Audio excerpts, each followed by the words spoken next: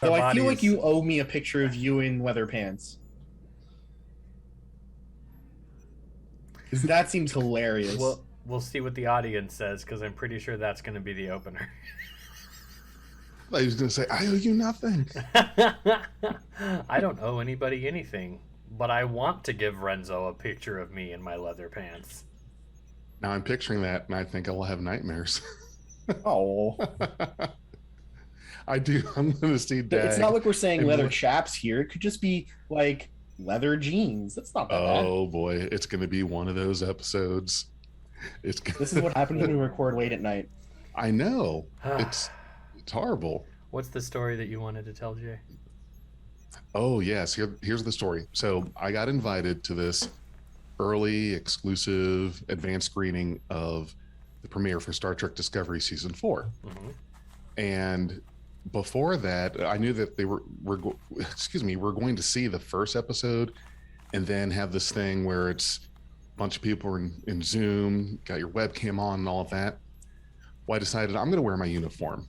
And I haven't worn the uniform for several weeks for a podcast because I was kind of afraid that maybe I put on a little bit, which I knew I did.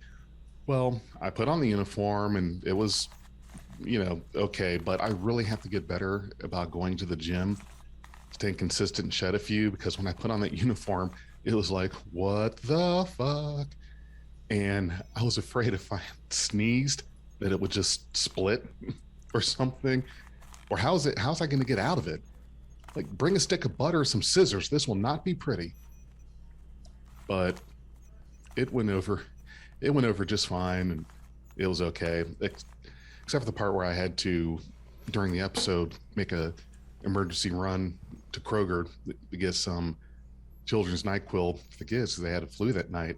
And I'm in my Star Trek uniform at Kroger. I put a jacket on, zipped it up all the way because, I didn't have time to change. So I went up there in my uni. So yeah. Was there like a break in between the episode and then the post show or whatever that you managed to do that in, or did you miss part of the episode? I missed part of the episode. That sucks. Yep. It happened. This happened right after the introduction of the, I don't want to give it away just yet, but the big thing. Got it. Big thing where they were doing the thing. So yeah. But that's okay. It's for good cause. It is for good cause.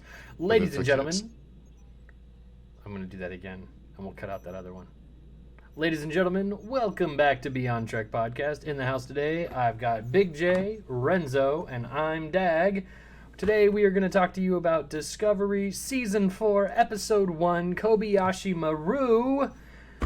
This is your spoiler alert. From here on out, you listen at your own risk.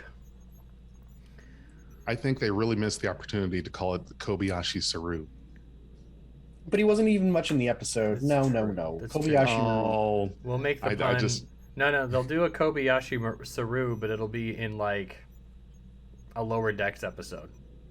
when like they leak information about Discovery to somebody, and then it'll be like Kobayashi Maru because they either have to admit that Discovery existed or risk some kind of horrible other thing about the Federation. Right. But they can't admit it because nobody in the 31st century knew anything about it. So obviously they don't, and they risk the cataclysmic thing. No one in the 23rd or 24th century knew it was punishable by treason if you even said anything about Discovery or its mission or crew. Pretty harsh. You remember that? Harsh. Right? At the end of Season 2, Spock suggested that we say nothing. We seal all the records, redact everything. And if anyone even talks about this, it's treason, maybe even punishable by death. But that was second season. See, I'm getting us derailed already. They had to make sure that Control never ever got wind of a re-entry point. Otherwise, it could be there waiting. So we did good there. We did good. But now we're in Season 4. And Season 4 kicks off with a really cool moment. A diplomatic mission, if you will. Yeah.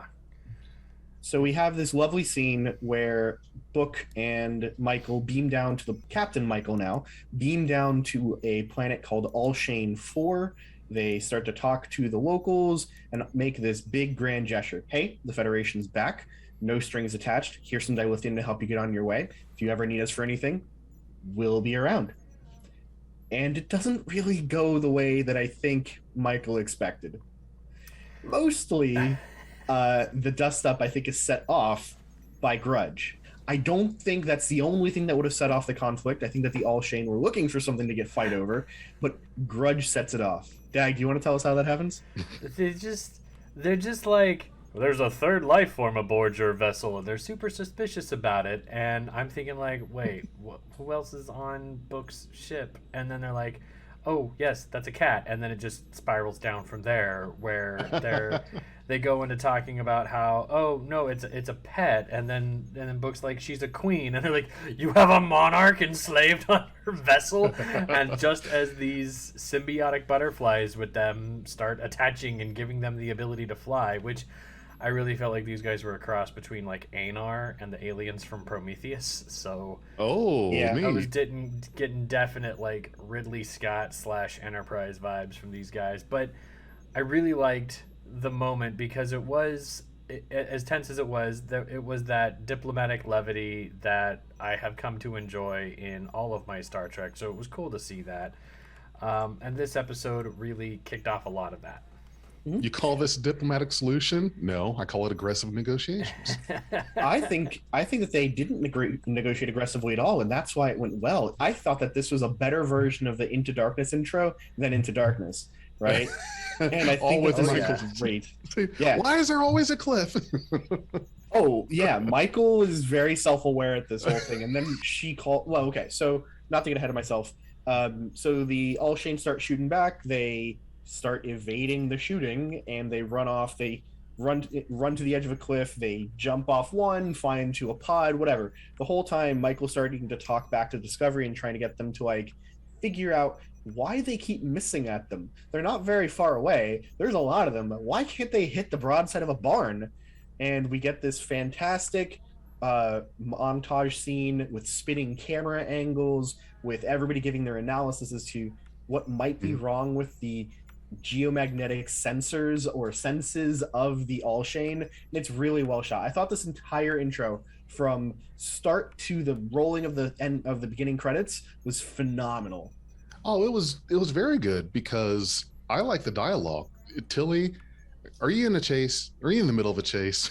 And between that and the Star Trooper-esque shooting of the butterfly people, and then Book and Burnham finally make it to the Millennium Falcon and take off and that thing. So, hey, I know that's not what it is. That's what I'm thinking this whole time. But that was a great opening sequence. I don't think we've had an opening sequence like that was that enjoyable, just fun to watch in all Discovery so far, and dare I say, most of Star Trek. Yeah, it was a very contained bottle story, right? Like, here's these people, we want to make diplomatic contact. Oh, we found a problem with how they're behaving. Let's solve the problem, which gets them to shoot at us better. Yeah. And Yes. then we'll escape in the Nautilus and Book ship, and then we'll just beam down the dilithium anyways, and then we'll just leave and see if they respond, right? Well, that should make them feel like assholes. One would after all that. think. One would think, but let's not put human emotions on non-human actors. Yeah, I mean, So who knows? Yes. So who knows? At the very least, hopefully confuse them enough to make them start asking questions like, are we right to shoot at them? So it was very Starfleet. It was very like, hey, we could shoot our way out of this, but what's the real problem going on here? Oh, these geo-stabilizer things are out of sync, so let's get them some dilithium and get all that back on track. And oh, now they can shoot at us more effectively. Okay, well, we solved one problem. Let's go to the next one. One problem at a time. It's the what's next kind of mentality, right? Like, Right. we solved this, what's next? And it worked out really well. So in the end, like I said, they beam them the dilithium, they go back to Discovery, and they get hailed by Emperor Liu, who's like, why did you send us the dilithium, right? And Burnham gets her chance to give another big Federation-y speech, goes, because of the Federation, it's what we do. And if you need us again, give us a call. We'll be here. Bye. And out she goes, right? And we get the intro credits. What was the plan if they got shot? I guess there's no plan if they got shot. Beam out, just leave. Yeah, beaming out's easy. But, Right. It was the course of the chase that led them to discover, pun intended, the reality of the situation there, which I thought was really cool. It was great Star Trek. Find a problem, fix it.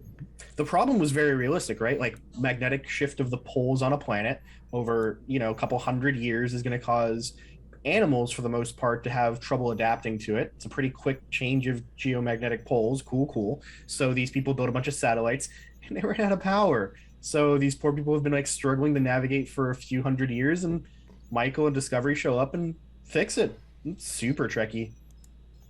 Going back to the science of figuring things out and not just shooting your way out. Yeah, I actually was really surprised by one thing in the whole scene. I'm surprised that Tilly let Michael go down and do this essentially alone. Book is a great character, but he's not actually Starfleet, right? I'm surprised that she didn't have anybody down there with him from the crew. Well, besides Michael, he is the only other person that knows the Nautilus, the time, not the Nautilus, but the time, how things are. He grew up in that time. Yeah. Michael and everyone else. Well, see, Michael was there a year before Discovery came through the time displacement thing. So really, when you think about it, you've only been in this century for several months, because the time between season 3 and 4 was 5 months, according to Saru's log. So if you think about it, you've only been here for about a year or so, and sure, Book is in Starfleet, but yet he is from this. This is where he spent his life, so he's going to be able to give you things, idioms, learnings, teachings, lessons about this people that you just can't get from reading reports on a species or research like that. You kind of have to have that firsthand knowledge. So yes, I think he was the perfect choice. And here's the other thing. They got real bent out of shape when there was another life form there. And I don't know if it was because that wasn't disclosed, or if they have this thing about predators. Too many people. I think it was the predator aspect, because they're clearly like a prey species, right? They're based around butterflies. Yes. So I don't know. Who knows what the exact motivation for it might have been, but there's still Starfleet General Order 15. No flag officer shall be into a hazardous area without an armed escort.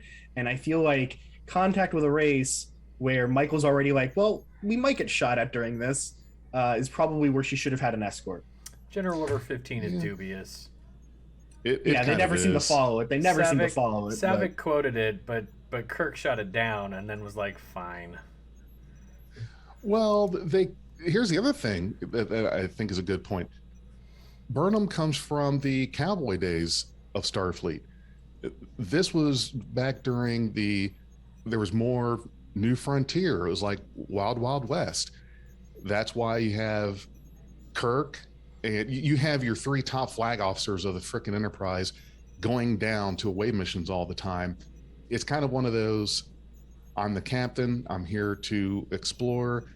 There's just a lot more, I think, weight that's put on the captain, to the point of, if this job is going to be done the way it needs to be, I need to be there to see it.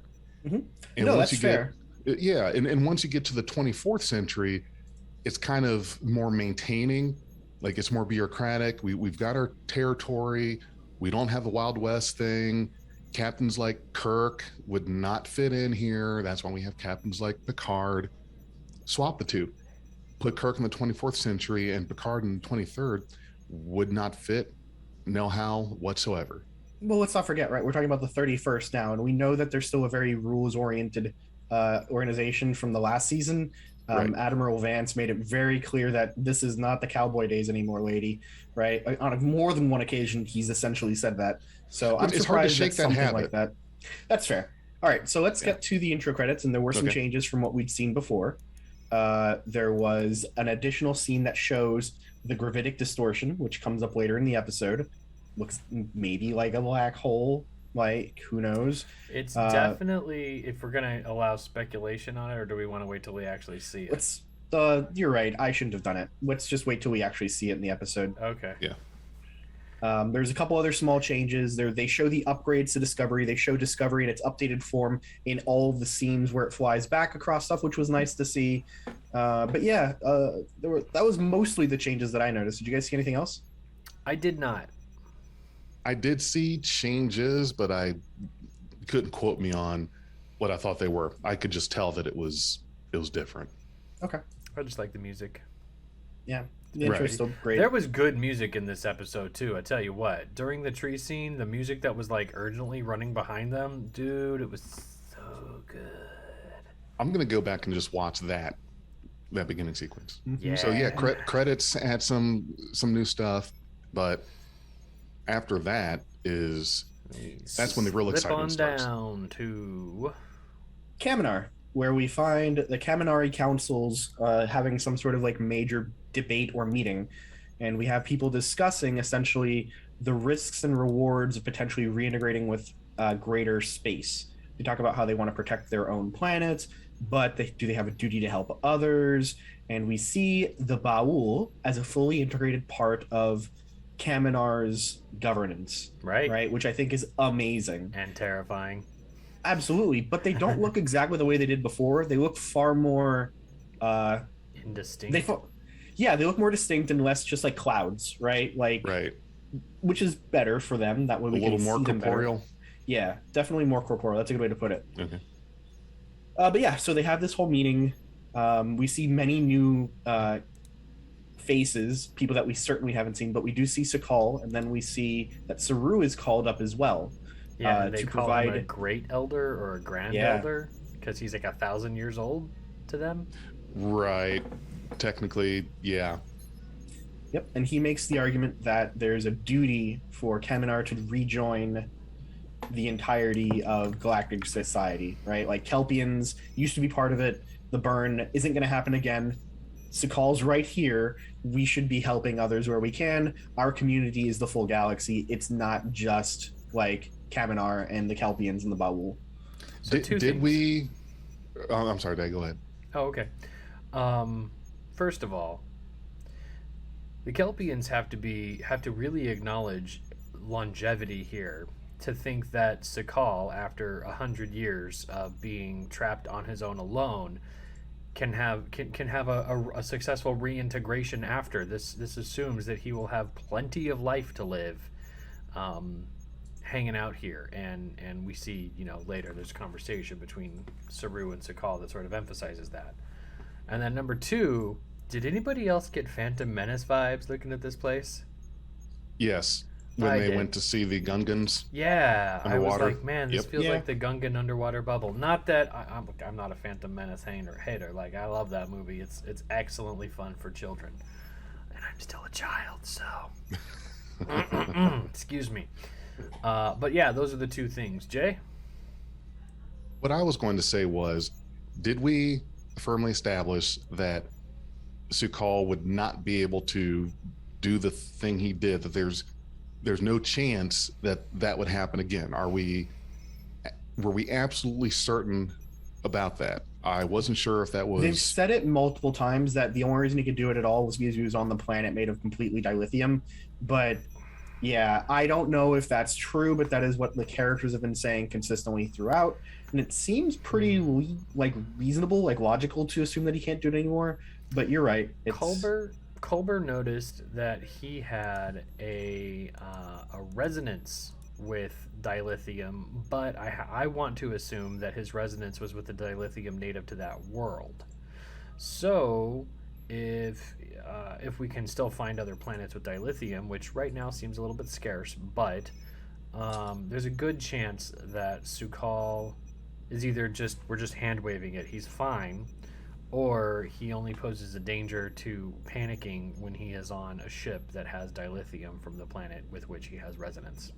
Though volume might matter too, right? Like he might need a trillion tons of the ship before it actually matters to him. Right, yeah, no, he might pose a threat to the ship, but he's not going to cause another burn.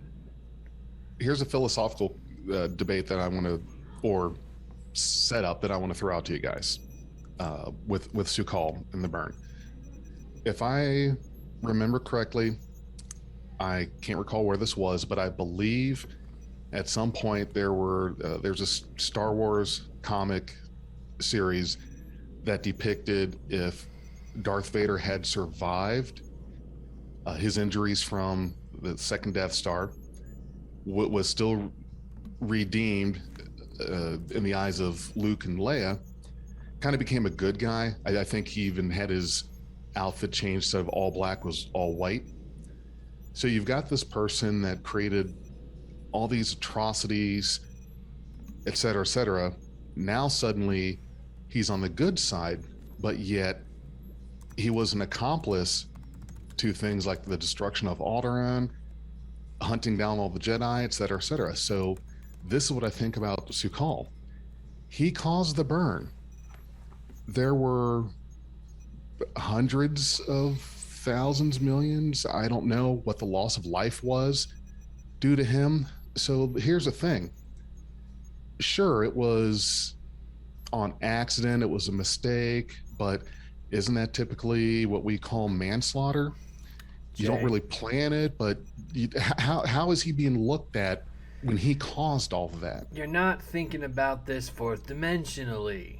But really, what I mean to say is, like, this goes back. It reminded me of Picard's words in First Contact that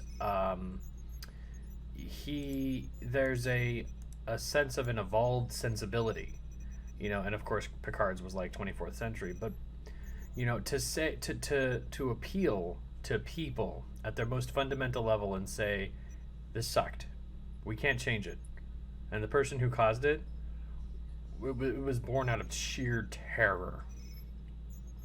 Anybody should be able to be afraid of that. But does that absolve responsibility? So I don't think they have any responsibility at all. 1, they were a child. 2, they didn't know. 3, they were in mourning. And 4, they had no idea as to the effects outside of their immediate vicinity either, right? Like, Kiddo had no clue what was going on. He was emotionally stunted, right? He was definitely suffering from his own panic attack at the moment, right? Like, I don't think that you can put any sort of responsibility on Su'Kal for what happened. If you're thinking about it fairly, there will probably be people in the greater galaxy that are like, Su'Kal doomed my world.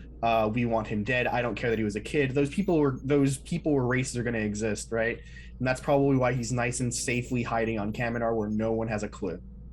It kind of reminds me, you made me hear in my head Picard saying, we have no punishment for your crime, when he was saying to the was it Dowd, yeah, just eliminated an entire species with the flick of a hand. And you're right, when someone does something like that, what do you put them on trial for? What kind of punishment do you give someone that either knowingly or unknowingly caused that kind of loss of life? What do you? There's nothing you can do with them. The following segment led into discussion of the recent ruling in the Rittenhouse trial. This is one of the rare moments where we go boldly beyond to show reflections of Trek in the real world in which we all live. No matter how you feel about this trial, remember, idic in all things. Feel free to skip to 2805 to bypass this discussion. So I think we're trolling dangerously close to talking about the Kyle Rittenhouse verdict, which was today. I think it was announced like 9 hours ago today or so.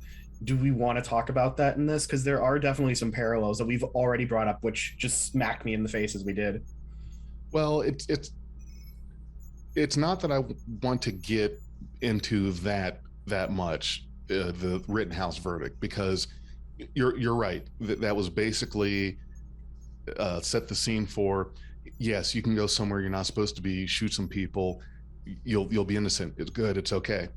I'm talking about a much grander scale of what Dag was saying, talking about that empathy. I think that's a tough ask of people to see this person. This is just my opinion. To see this person, this loss of life, this thing. What if it were someone in someone's family? I'm sure that there were families lost, ones that survived, but how do you come to have that empathy for someone when you've had a personal loss, whether it was an accident or not. However, you know that it wasn't just someone getting off the hook with killing people, but it's someone that didn't do it on purpose. It's someone that did not put themselves in that position in the first place. And Yeah, I think that's that such you're a right. grand scale of it. How do you do that? I think that's the big difference, right? Sukal was a child, didn't know where he was, didn't have control over what was going on, didn't make any choices to further the situation. The same can't be said about Rittenhouse. So, yeah, in spite of the verdict, he made choices that put himself in a situation, and I think that's pretty much clear. In addition to that, the verdict, the court trial, everything, it was so heavily scrutinized, and there were a lot of moments that were very questioned. Why were the prosecutors asking certain questions? Why weren't we allowed to call the people who were killed victims? Why was the judge listening to, watching Jeopardy during the trial, or listening to, certain music that had been associated with a certain political party? There's just so much to call into question about bias in the real world during this trial. And I advocate in Star Trek that we suspend our disbelief a little bit to say that the people who advocated on Sukal's behalf were advocating authentically, and they weren't misrepresenting anything. In the real world, there's ambiguity there. I understand that, and I'm not saying anything was actually misrepresented in that case. I didn't follow it very closely. I'm not the world's first person I'm not an authority on this. But in Star Trek, it's asking us to trust that this was authentic and handled appropriately. Yeah, I get that. I get your point. And as far as the scale thing goes, Big J, right? Like, I don't know if the scale is really all that relevant to whether you can find like a moral culpability, which is what you're asking before, right? So yes. With Sukal, a minute ago, I was literally making the argument that, I don't think he's morally culpable. He was a kid. He didn't have control over it. He didn't know, right? And I don't know if I would apply those exact same like results, that same kindness or empathy to someone like Kyle Rittenhouse. I'm not sure if I can do that myself. So yeah, it's difficult to be consistent even as a person like talking about a science fiction show versus real life. It's hard to be morally consistent all the time. So yeah, good debate. Thank you. Nice to hear what you guys said about that. I was over here like, yes, I'm fully advocating for empathy towards those, and then you brought that up, and I went, wait. Okay, right. I have to think about this a lot more clearly. Because the situations are pretty similar, right? It's someone who is legally a child leading to deaths, taking actions that lead to deaths, right? Right. So there's certainly some parallel that we should discuss. So, but yeah, that was a good talk. Do we want to move on to the next scene? Yeah, we do. The screenshot has been stuck at the council for quite a while now. Excellent. Okay, so our next scene is a very short hallway walk and talk scene with Book and Captain Burnham inside of Discovery. I think it's inside Discovery. Probably is, but it was. The screenshots have not caught up to anywhere near close to where you are until we get to here. Okay. Cool. So we get this cool scene where Burnham and Book are talking about how Burnham is going to give an introduction to the president and how she has her growly face on because she's not really excited to meet the president. She feels like this president is just there to tick off some boxes, playing politics, etc. And then she's wishing that Book could be there, but Book is going off to Quajon for the bar mitzvah, essentially, of his nephew. Yeah. Though it seems even younger than a bar mitzvah, let's be real. It seemed even younger than a bar mitzvah. But yeah. Did you guys catch the little rugrat at the bottom of the screen? Yeah, the tribble. Was it a tribble or was it a horda? It was a horda. It was a Have horda? We got confirmation, They're not furry. Though? The confirmation that I got was from one of those websites that's maybe a little iffy, but I want to believe it was a horda. But the thing was fuzzy. It did look fuzzy. Yeah, it was fuzzy. Okay. Hordas aren't fuzzy. But it was way bigger than a regular tribble, too, though. And it moved faster than a horda. Well, but we've only seen one horda. It's smaller, yes. But, baby mammals also have like baby fur that turns into regular, adult coating later. So perhaps this is just a small child. Right. If I had to guess, this is just my guess, that their intention was Tribble, and if any powers that be that are involved in the production of Discovery are probably thinking, oh shit, you know what, that's a good point. Someone may have thought that was a Hornet. I don't know. If it's a Tribble, it's an indirect DS9 call out. Right. Because DS9 repopulated the species. So they survived the Klingon cleansing that I'm sure they would have attempted again. Right. The great, or the TOS reference by bringing up No Kill Eye, right? Kill Eye. I'm still waiting for the death metal song of the Great Tribble Hunt to come out. Yes, I want that song. There are probably Klingon operas that are pretty epic about it, let's be real. All right, so our next scene is cutting back into Starbase, the Starfleet Starbase. It's a pretty little thing. It's almost elven in design. I having just come back from my Lord of the Rings, Star Trek wedding, the elven aesthetic is obvious in the design of the space. How did the wedding go, by the way? It went off perfectly. Wow. It went off without a hitch. Everything was perfect. We're still getting accolades from people being like, wow, the organization of this was just spot on. Okay. It was fantastic. Nice. Well, glad you guys enjoyed it. That's great. Thank you. So, fun one for you. Speaking of elven things, my little brother just got a tattoo of the inscription of the ring around his bicep, the entire thing in Tengwar, the whole way around. Oh, man. How old is he? It's really good. Because you're on the young side. 24? Oh, okay. All right. 23 or 24. Cal does not want a one ring. I know we're segueing here. I know this is the Beyond Trek podcast, but my husband, Cal, is a huge Lord of the Rings fan, and you brought up the one ring inscription. And his reasoning is that Tolkien issued a statement after receiving a ton of one ring fan art and was like, why are you sending me this? This is the inscription of the worst thing to happen to Middle Earth in the last thousands of years. And that's where Cal kind of sticks with it. So I'm like, okay, don't buy a one ring for Cal ever. All right, I didn't know it was a bad thing.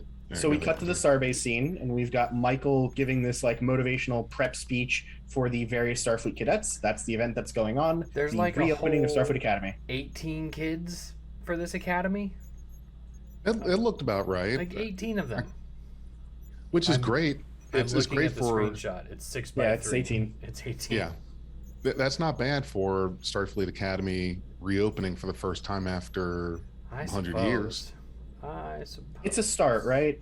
How many people... You got to start somewhere. You have to find a group of people who meet in the middle of all the Venn diagrams of want to be in Starfleet, able to get to Starfleet Academy, able to pass the exams that it takes to get into Starfleet Academy.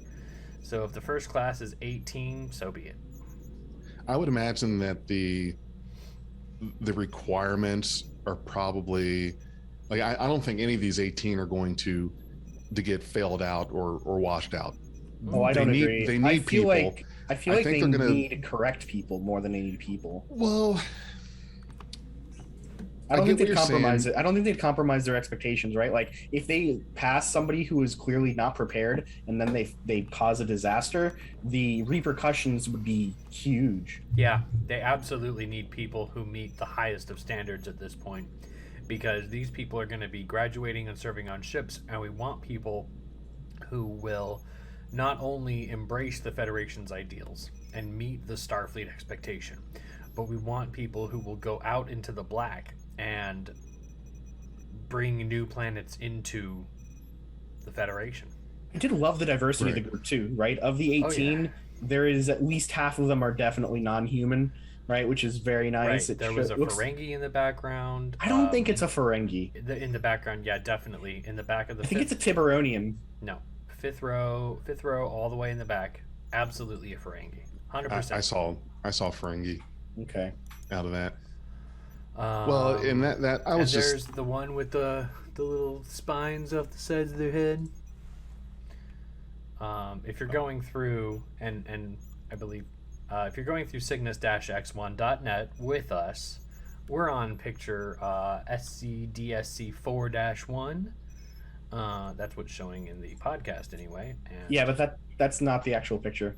that's not the picture you're looking at. No. That's the URL, but that's the same URL for everything. They all have that URL. Oh, crap. Oh yeah, you're right. I don't know. Oh, picture number. It's at the bottom left, but it's cut out for me. Something of 635.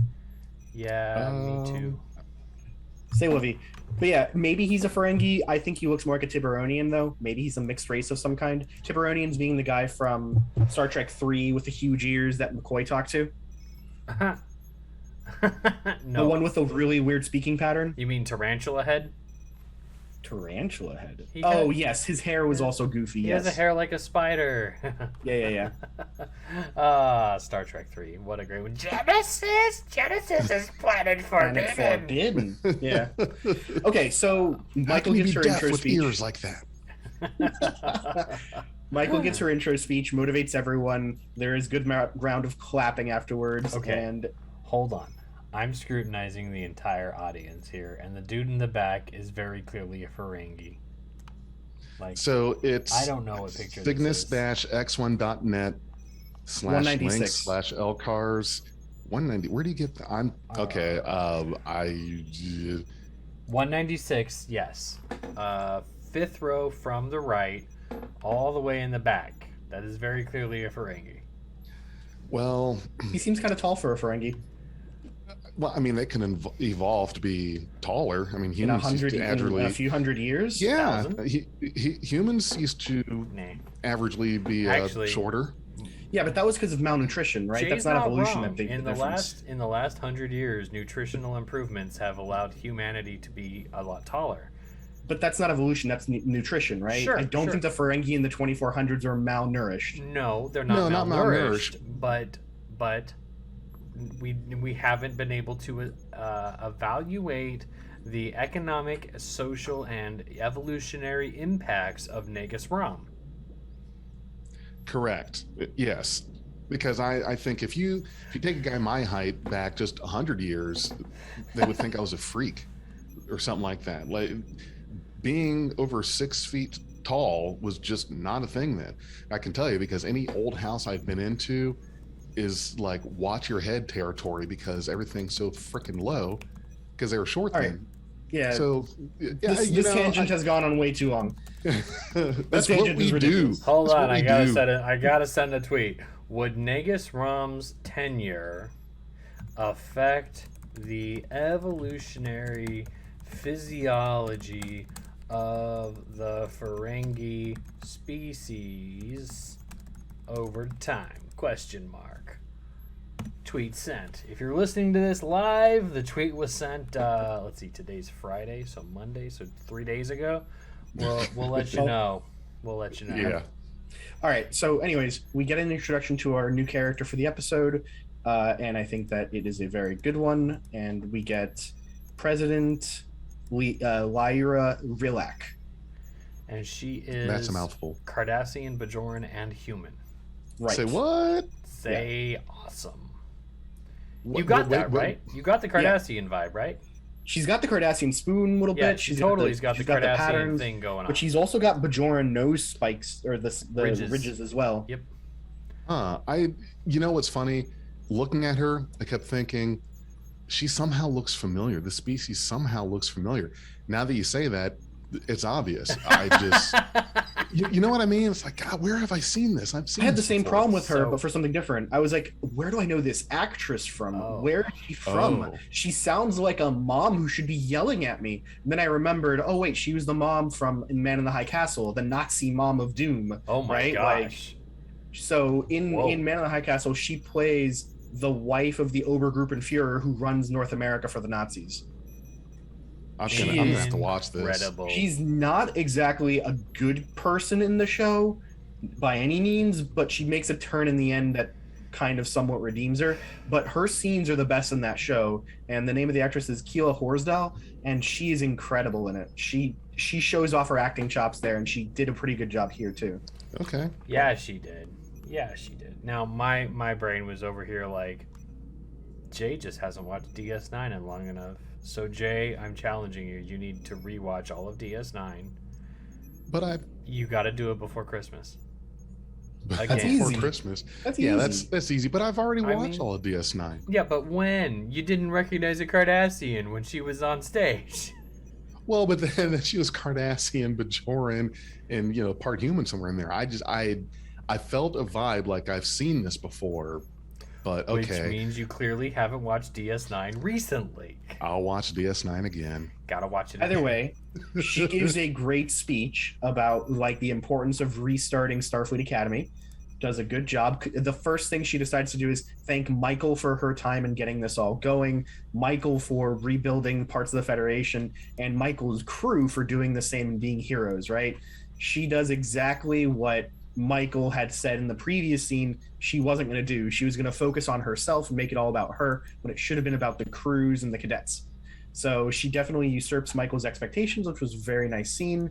She has a very stern demeanor when she's giving this talk, but she is clearly very proud of the achievements of those around her too at the same time. She introduces us to Archer Space Dock, which lights up behind her, and it's my background at the moment. And we get a beautiful use of Archer's theme while they do it. Pure I cried. nostalgia. I cried. It was pure nostalgia. I'm sorry. I've been very emotional today. I saw Ghostbusters Afterlife, and it's the best sequel to anything ever. Oh, I gotta And watch so I that was soon. already like emotionally charged, and so when I heard that, I cried. And I'm looking at these ships, and I'm like, can I please just get like a sovereign, please? Just like out there in mothballs. Just give me a sovereign. I want to see After it. how many thousand? About 1,000 years. 1,000 the sovereign- years, but I mean, we still have hexagon lights for crying out loud. This is McKinley Station. That's what it looks like. It's called Archer Station now. They named it after McKinley before for whatever purpose, but it looks like a McKinley Station. But they're not What's in orbit the- of Earth, so it's not McKinley itself, at least. They're Well, not. no, that's of, true. They're not over orbit of Earth. But Earth. No, this starbase is not around Earth. it's also geez, not cloaked anymore. No, Yeah, this I'm starbase is stupid. probably around Federation Oh. headquarters. Right, Which it is. It I still thought the breaks my heart. It still breaks Yeah. my heart. The Federation headquarters is not on Earth anymore. Like, I Nope. get that it's 1,000 years in the future, and that makes sense, but it detaches the audience from being able to relate. Maybe it'll reintegrate at some point if Earth like fully rejoins and all that, but give it time. I honestly think that there's been certainly enough years and enough Star Trek to be relatable to the audience. I think that now there has to be some give and take in the storyline. That I actually like that it's not on Earth generally. I do. I like this on Earth. I like that Earth isn't part of the Federation because you would never see that coming. It's one of the founding member of the Federation is one of the ones that left it. I thought that was absolutely crazy, but that's awesome. Yeah. So in the space dock there, the ship that is very prominent there was no name on it, no registry on it. But is that supposed to be Voyager J or just some whatever ship? I think they're heavily implying that it's Voyager J based on the discussion at the end of the episode that they have. Right. But yeah, they don't actually go out and say it. Okay. It is the same class as Voyager J, if that matters at all. So might as well be that one. Okay. Yeah. Okay, No, so it was- we have a couple neat scenes. I'm just Oh, going to okay. reiterate, it was still the perfect use of the theme. Like, Yes. It was beautiful. I got excited. It was great. Yeah, so then we have a couple quick scenes of just like different crewmates interacting. We see Admiral Vance with his wife and kid, which is very nice. He hadn't seen them for years. We see Bryce with his Lieutenant Christopher, his second, who's been manning the bridge while he's been out. And then we see we see it, but we don't hear what they're discussing. We see the president talking to the rest of Discovery's crew. She's right next to a Woshikun, and Michael goes and talks to Tilly, and we get a little bit more discussion about the promotion that Tilly received and how well earned it was. Yeah, it's a lot of like good character building moments until we're told that they're needed in they essentially run off to meet up with Admiral Vance. A quick question for you, because this whole scene was during that time that I had to run and get the cough Kroger. medicine for the kids. Yeah, I had to go to Kroger. So when I came back and then saw the rest of the episode, I see this guy who's usually at Bryce's station, and I'm thinking, did they get a new actor for that character? Who is this guy? So I completely missed the context of that after I rewatched the episode. Of course, I saw, oh, okay, but why? Does anyone have any background behind the scenes? Why did the actor who plays Bryce had to have a substitute? Because to me, it seemed like there was no purpose in that to have that character. So it must have been something completely unplanned for. I mean, actors get replaced by doubles like that when they're pregnant or something pretty frequently. It's usually not a big deal. Maybe the actor who plays Bryce is on another movie or something for the first few episodes and then gets back to being the main guy. They didn't write him off. They gave a reason why he's in universe, not on the bridge. Right. But yeah, I expect he'll be back. But they have, as far as I know, I haven't seen a good explanation as to why the actor is not available for these scenes. Okay. All right. No problem. I'm glad that he wasn't replaced, but as you could see, me coming back seeing it out of context. No. I like that guy. I like Bryce. His scene with his lieutenant or with his double there was very short, but it was just like, don't get comfortable in my seat, kid, essentially. Right. I missed that little bit of explanation the first time. Yeah. All right, so they show up in Vance's office and they're playing through a holographic hail, like emergency hail of Lieutenant Nellis, who's complaining about their station was hit by something and they're spinning out of control. And Nellis is definitely freaked out, and then it starts to repeat. And so Admiral Vance starts explaining what's going on, how long it'll take for anybody to get there. The nearest planet is Quajon, but it'll take them like a couple hours to get there anyway. So we're sending Discovery. And the president had just followed along, as presidents are wont to do, and decides that she wants to go on this mission too. Now, why in God's name would they let the new president of the United Federation of Planets get on a ship and go anywhere for anything, especially in this situation? Who stops them? Well, I do believe that even in our day, in our present day, that there does arise a situation where, and I don't know what that situation is. I don't even know if it's real. I think it is. I couldn't swear to it. That the Secret Service can get to that point where if the president is just completely unreasonably putting themselves in danger, in a dangerous situation, that they can remove him or her from that. And no, like there's nothing that there's no provision, no cutoff of, okay, now we're not doing this. We will physically remove you from this situation if you don't come with us. Kind of thing. There has nothing like that has ever come up. Right, never come up, happened. but that means that there's no provision for it, right? Like presidents go to war zones. Presidents go to war zones, but they don't go to the front line. Right. But that means the presidents don't ask to go to the front line. So nothing for that exists. Now, presidents do get to go to war zones, and they go pretty fucking regularly. I know that presidents will never drive their own cars again if they've ever been president, right? Like they will always have a Secret Service person drive them. There are definitely some limitations to it, but we've still seen presidents drive their own cars just for like photo ops and such, right? So it's not like there's a hard, fast rule either. If a president is adamant about going on a mission like this, I don't think anybody's going to really have the authority to stop them, especially a new president that's trying to, like, as Burnham assumes, tech off some boxes. Okay. Besides, this doesn't seem like all that scary of a situation at all. They've got a repair dock with a dozen people on it that might have taken some damage from something spinning out of control. That doesn't seem all that bad. It becomes much worse, but at the time they don't know it. Okay. I just think I thought it was a little bit on the odd side. Burnham even brings it up, right? That there are security protocols and concerns, and she's like, waive them. I don't care. Right.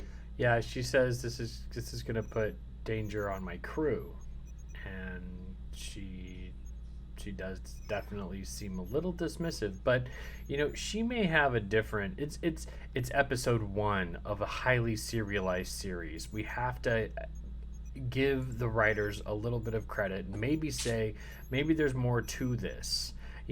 She's not taking a box right now.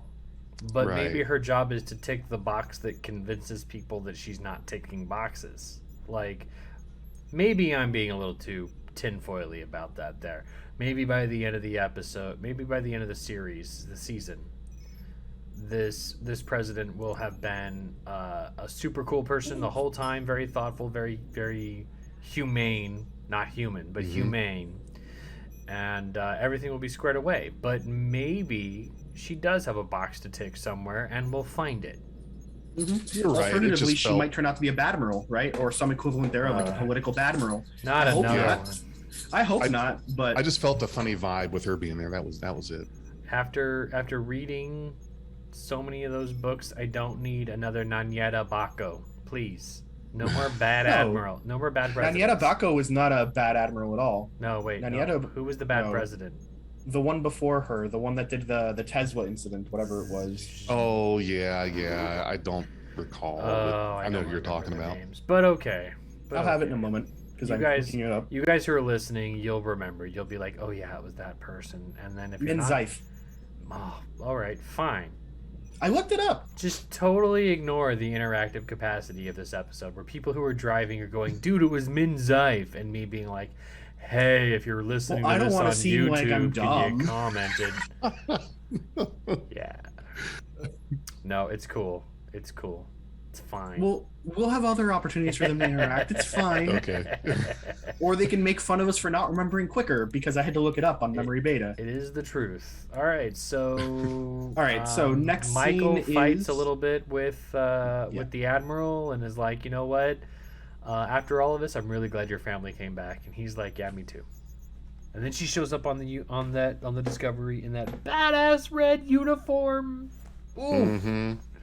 And her hair, the way she does her hair and in that uniform is just sharp, super sharp. I love the look that she's got now in the season. Definitely more than the first two. So it looks really well on Sonequa Martin Green. Did you guys notice everything about the uniform except for the band across the neck and maybe the comm badge I wish was bigger. Because it's kind of hard to tell rank sometimes. Besides that, I think it's the flyest uniform we've seen in a long time. It's a really nice uniform. Now tell me, did Kayla's implant get reduced this season? It's also further back. Right. Yeah. No, it's definitely looks back like a refit further there. It's not. It's no longer like the 7 of 9 closeness where it hovers over her eye. It's way back there, and there are no scars, which I think is also kind of cool. Right. Yeah. It's more on the temple. Yeah. Now, and it looks like it got a refit. Maybe she'll have some Geordie vision at points now. Ooh. It sounds like something on TV, Geordie vision. But yeah, so we end up with Captain Burnham introducing the crew to their mission, and then we're telling them that President Rillick is joining them for the mission as well. So everybody be on their best behavior. Normal diplomatic protocols apply when dealing with the president, and so forth and so on. No locker room talk. Right. And black alert, and they jump out to the location of the spinning starbase, or spinning repair dock. Oh, and there's that delightful scene where Michael asks the president if she wants to sit down, and that it can be a bit rough the first time going in through spore jump drive. And her response is, "Oh, I used to run cargo for my dad back in the day. I'll be fine." And you're expecting that's going to be like, she's going to end up puking kind of thing. That's what I was waiting for. They cut back to her after they jump, and she's just like, that's what I was expecting too. But they jump, they show the president, and she is unflappable. She is just there like, that was it, essentially. Even Pike's first time, he was like, what the fuck was that? Yeah, that was a good subversion of my expectations, honestly. Yep. Yeah. All right, so... Zach, you look like you're in thought. Or maybe not. I'm sorry, what? Show off the beautiful thing in your background, Dag. Yeah, the repair dock. Okay, there it is. So, it is spinning on its axis and spinning around a semi-major axis as well. The thing is tumbling in space like crazy, and they're trying to come up with ways to, catch it, and we get this delightful back and forth between... that all happens in the next scene. But yeah, they're all looking at it and kind of freaked out by how it's spinning and tumbling, and they're kind of trying to figure out how they'll dock with it. And then we cut to Quajon, to our bar mitzvah scene. Yep. I love that bar mitzvah. The Quajon bar mitzvah. I don't know what else to call it. I don't think I heard the name for it. That's it's exactly... like it's the manhood ceremony. Branch mitzvah. Because it's a tree. It's a tree. Oh, you're out of here. I'm doing the dad jokes today, Big J. Dad. Yeah. All right, so we get this very touching scene where it's very clear that Book and Kaihim have like overcome their differences. They're talking to each other, and Book goes through this chant and story about how the root connects to the very center of their planet. They collect a little bit of its sap, and then they prick the kid so that a drop of the blood goes on top of the sap, and then cover it back up, and now it goes around his neck and should stay around his neck forever. And a cute little kid decides that that is the time to ask his uncle Book, where is his vial? And we get this very dismissive, like, oh, that's a long story. We'll catch that some other time. And now I'm wondering. So... Yeah, I need that story. Well, but I would say now we're wondering, but once we get to the end of this episode, we don't need to wonder anymore. Correct. Yeah, Guido's actor, I think, is pretty decent. Kid acting is tough. Kid actors are tough to find, but I think he did a pretty good job with it. He sounded appropriately curious and appropriately somber for something when he's really supposed to be like, he looks like he's 9 or 10 years old kind of thing. Sort of, yep. He looks like one of my cousin's children. Oh, yeah? Wow. All right. So at the end of this scene, we get our first bit of weird mystery when the birds do something freaky and like they try and catch a glimpse of it and they don't really show it very well, but birds are swarming and flocking around strangely. So And when birds do that, you know that there's some shit going down somewhere, or it's about to. Mm-hmm. Yeah. They even talk about it, right? Like maybe an earthquake, but too weak for us to feel. Right. Kind of strange. Just a little tiny skosh of a gravimetric interference that was we got some pre feelings for with those butterfly people who were also thrown off their ability. Yeah, but that was magnetism rather than gravity. But yeah. Yeah, but it still kind of foreshadowed it a little bit. Yeah, I agree. Okay, so then we cut back to Discovery, and here's where we get the big, like, all right, so what do we do kind of moment. And they hail the starbase first, and Nahlas talks to them, tells them what they need, how long it'll take, what they're trying to do, that they've been confined to one room, that they turned off the gravity everywhere, and that it's all a shit show, as one of his human engineers had said, which is apparently Terran or human for bad, Earther for bad. Which is good because, you know, engineers are still foul-mouthed in the future. Glad to hear it. I'll fit in.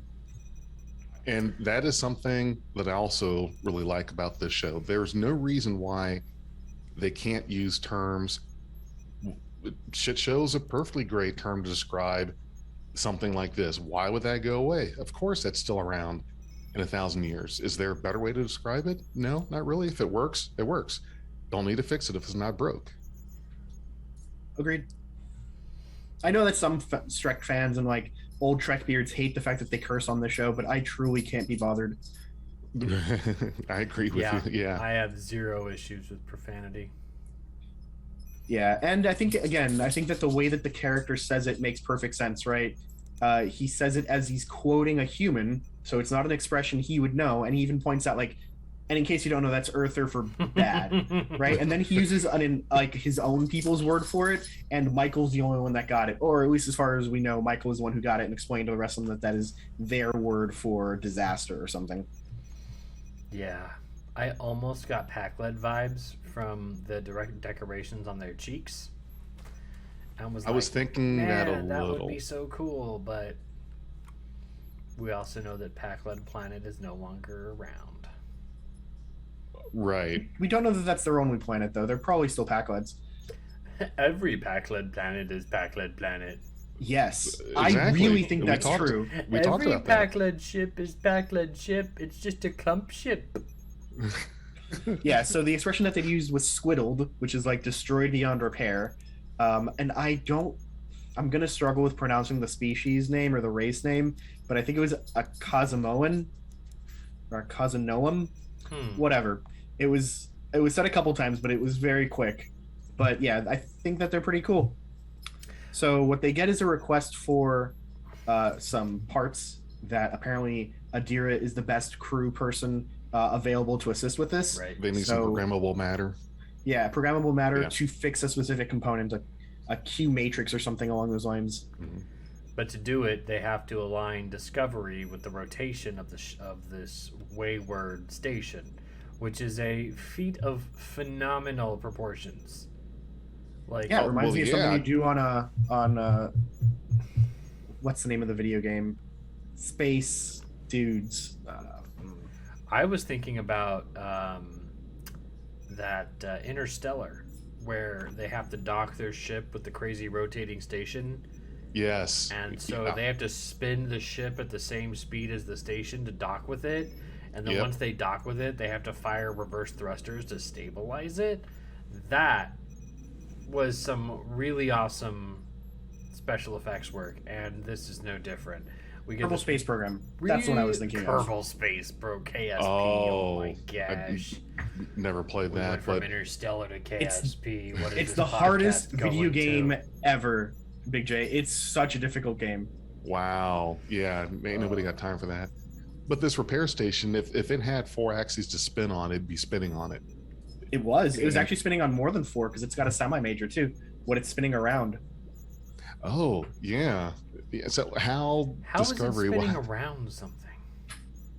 It doesn't even, because something passed through the space there, and that's where it got caught in the spin. Right. Yeah, I guess. Anyways, that's really sucky for them. So there's a neat little talk between Owoshikun and Detmer about who's going to maneuver, how they're going to do it, how tight it is, and whether they can do it or not. It was very bantery. It was almost flirty, but I'm not shipping that at the moment. But it was almost flirty, and it was great. Yeah, I definitely think we have good suspicions for the Detmer Owoshikun ship. I didn't see that. I just took that as the normal kind of banter that you'd see between two people. Maybe I'm completely dense or don't see it, but to me, that just seemed like I've seen girls talk like that before. And it was certainly friendly banter. Don't worry. Yeah. No one's sure of anything further, but yeah. All right, so Adira Tall. I thought you were like hinting at there'd be something romantic happening there. There might be. I think it was almost flirty, but I'm not sure that it was flirty at all. Right, Gotcha. But it was like right at that borderline where it's hard to be sure. Well, yeah, Tuvix thinks that it possibly was flirty. Yeah. So, anyways, we cut out to Adira Tall grabbing a container of the programmable matter, arriving at the bridge and having a conversation with Gray, which is delightful because it's nice to see that his storyline hasn't been dropped for this season. He's still a ghost haunting them essentially. It's hard to be sure exactly. I was thinking about it. Do you remember in the Matrix they called it residual self-image? Okay. I feel like this is like residual prior host. It's almost like a Jantara, but they've somehow manifested themselves, and I don't want to say it's a hallucination because that implies some kind of impairment. Psychoses, yeah. But they're able to see this residual previous host. Okay, that's fair. But either way, so they have a quick discussion back and forth about like how Gray wants to reincorporate a body, and when he does, he's going to join Starfleet and go on away missions too. And Adira is very supportive of it, but doesn't like that Gray wants to call it like corporeal reincarnation or whatever it was that the phrase was exactly, which is very interesting. So they have so weird. They're so cute together. There's a lot of unanswered questions from the last season where Gray was able to manifest on Sukhal's ship holographically, and I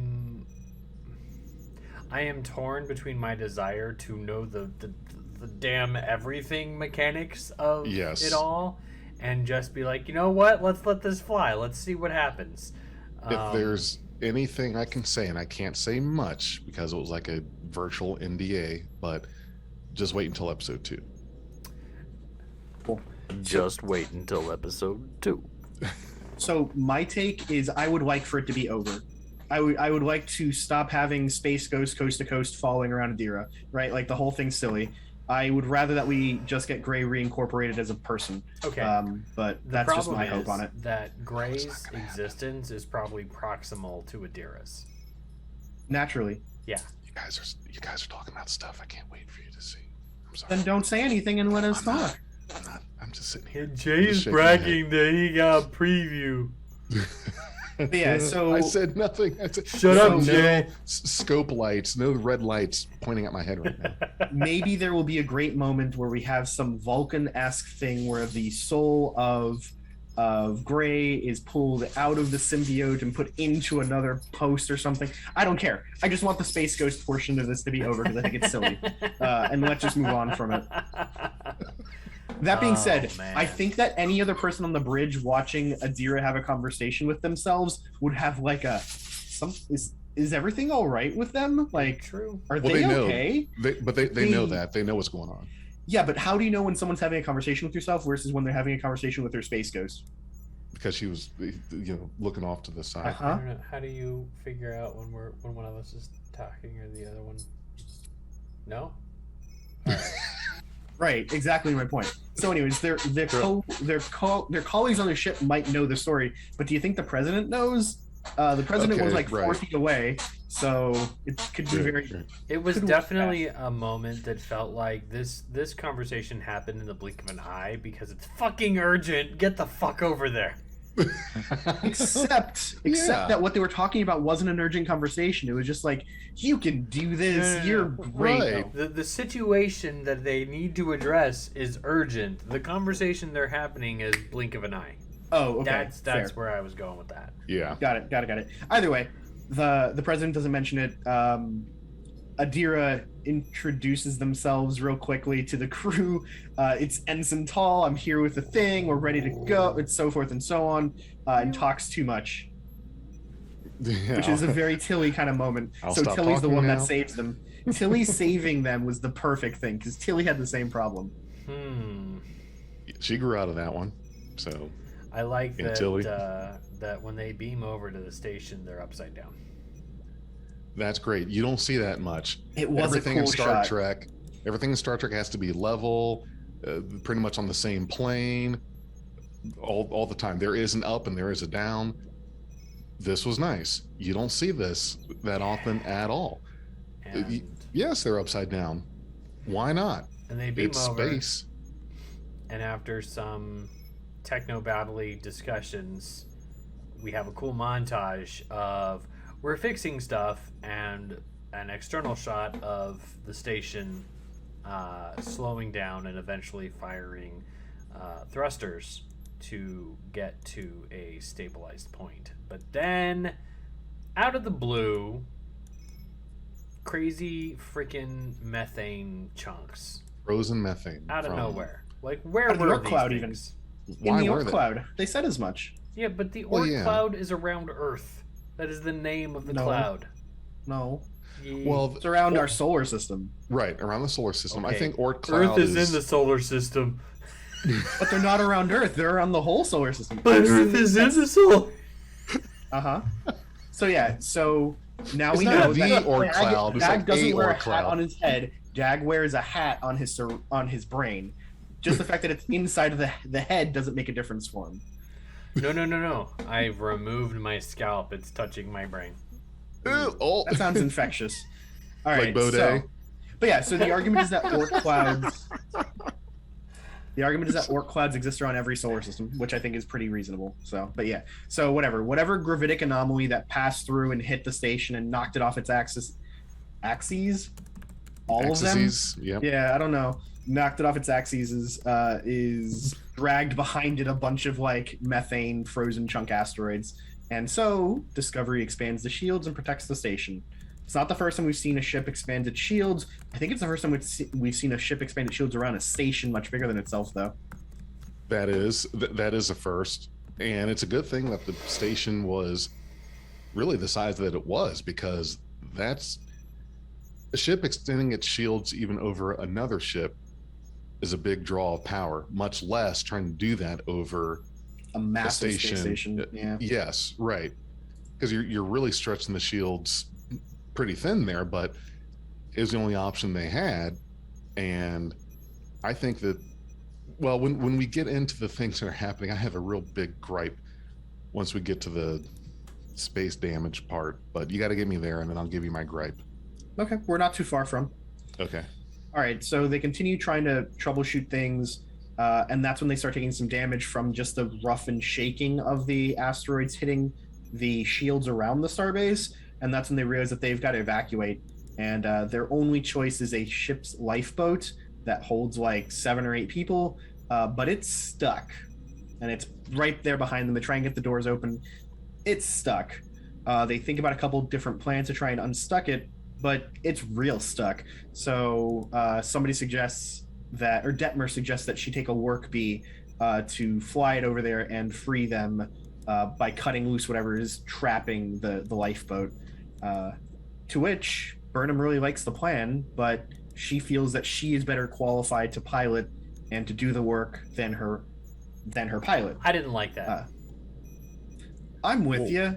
I think it's a little sus, but I didn't like that. I didn't like that Burnham had to send call out, like, I've had more time in than any of my crew, and I'm like, fuck you, Detmer. Detmer lives in the simulator. But I think Detmer's specialty is flying the ship like a boss. That doesn't mean that when it comes to small vehicular vehicle, that she's also the best there. It could be that, yes, Captain Burnham is more skilled at the smaller thing and Detmer at the ship. Like, you can't crisscross them. Detmer wouldn't be as good in the little worker bee, and Michael is not going to be as skilled at piloting the ship as Detmer. I still don't like Tom it. Paris was great with both, right? Like, I feel like a pilot's a pilot is a pilot. They're going to want to be able to fly everything. Right. I feel like Detmer is going to want, and I'm going to use parlance from this episode, Detmer's going to tick all the boxes. Like, Detmer has shown an incredible dedication to her craft. From the moment that she emerged from the portal, when she landed Discovery on that planet, to now. It's only been 5 months. I guarantee she has been salivating to be in the simulators to fly with new tech. And old tech for them too, right? Like, she probably had a great time flying the Defiant through half the Dominion War just for fun. if that's even part of the simulators. Right.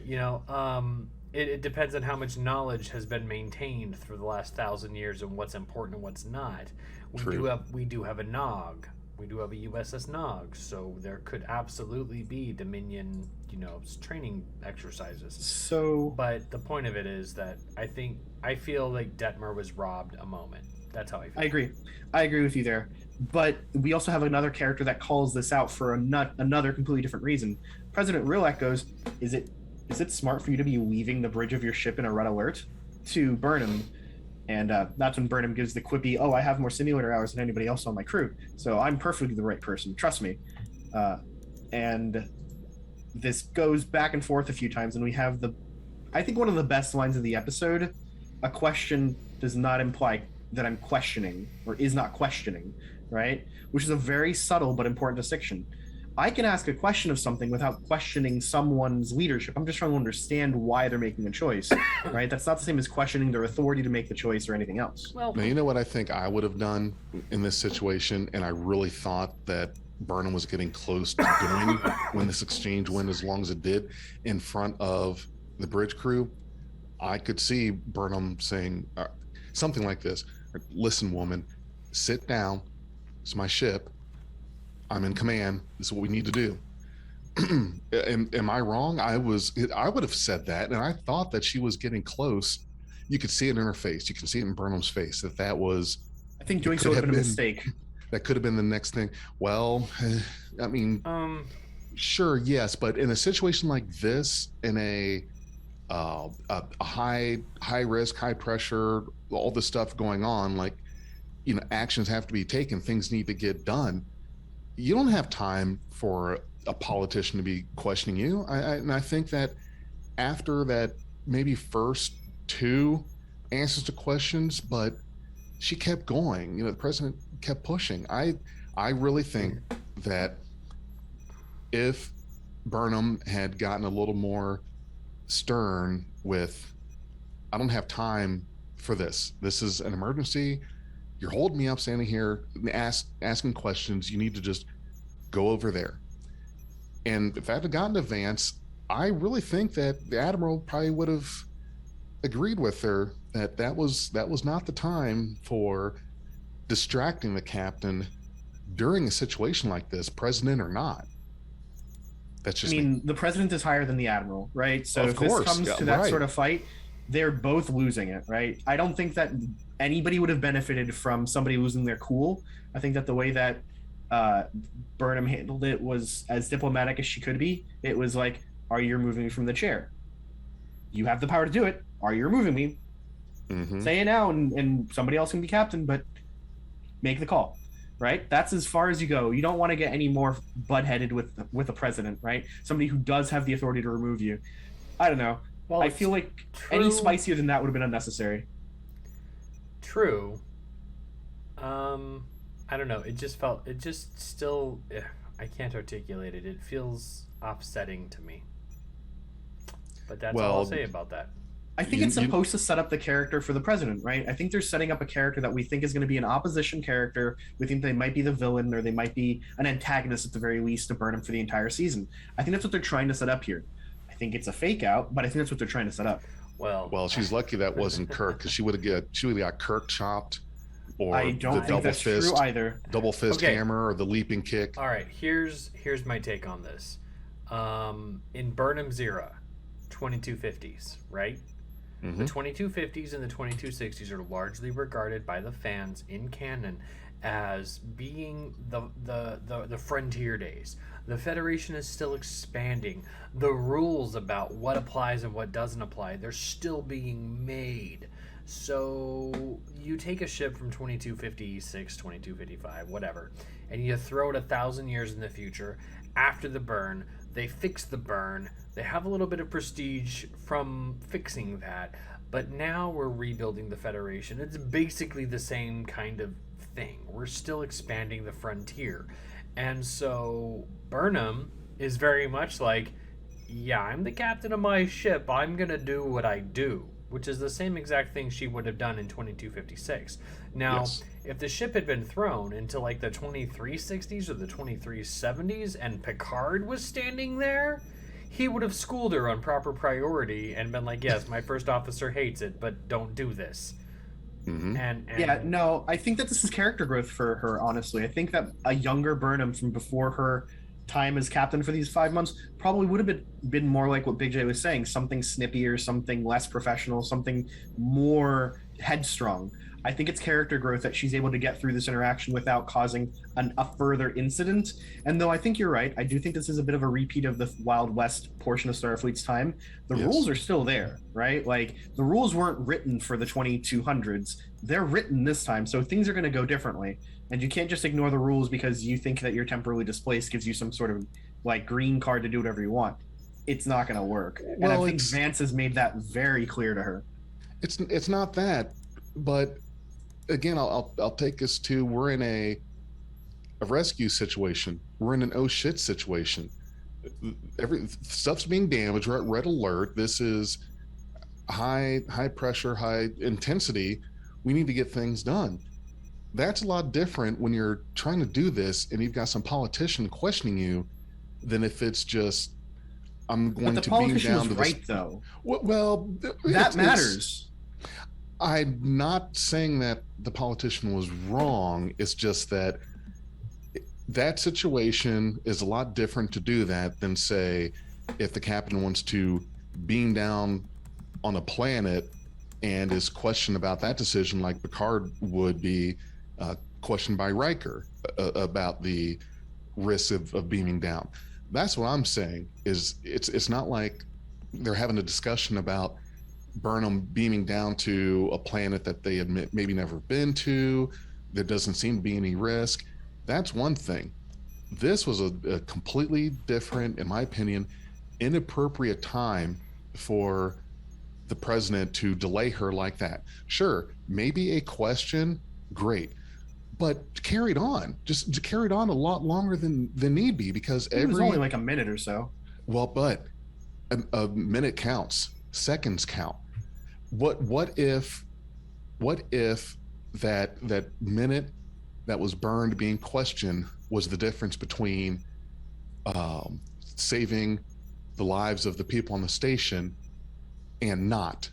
Because now you've got the president to blame for delaying this operation from happening. It's a responsible question for the president to ask, I truly think. But hold on.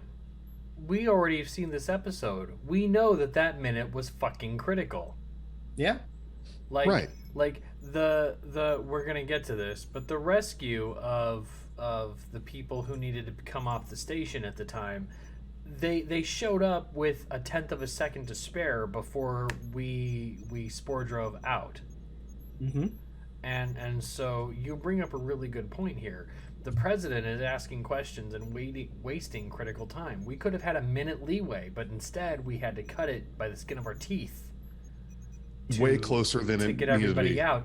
And we got everybody out, but we didn't save everybody. And we could have in that minute. No disagreements to any of that, right? But the characters don't know that when they're asking these questions. And I think her motivations for asking the questions were the right motivations. And I think she has the authority to ask those questions if she wants anyways. But they're at red alert. So what?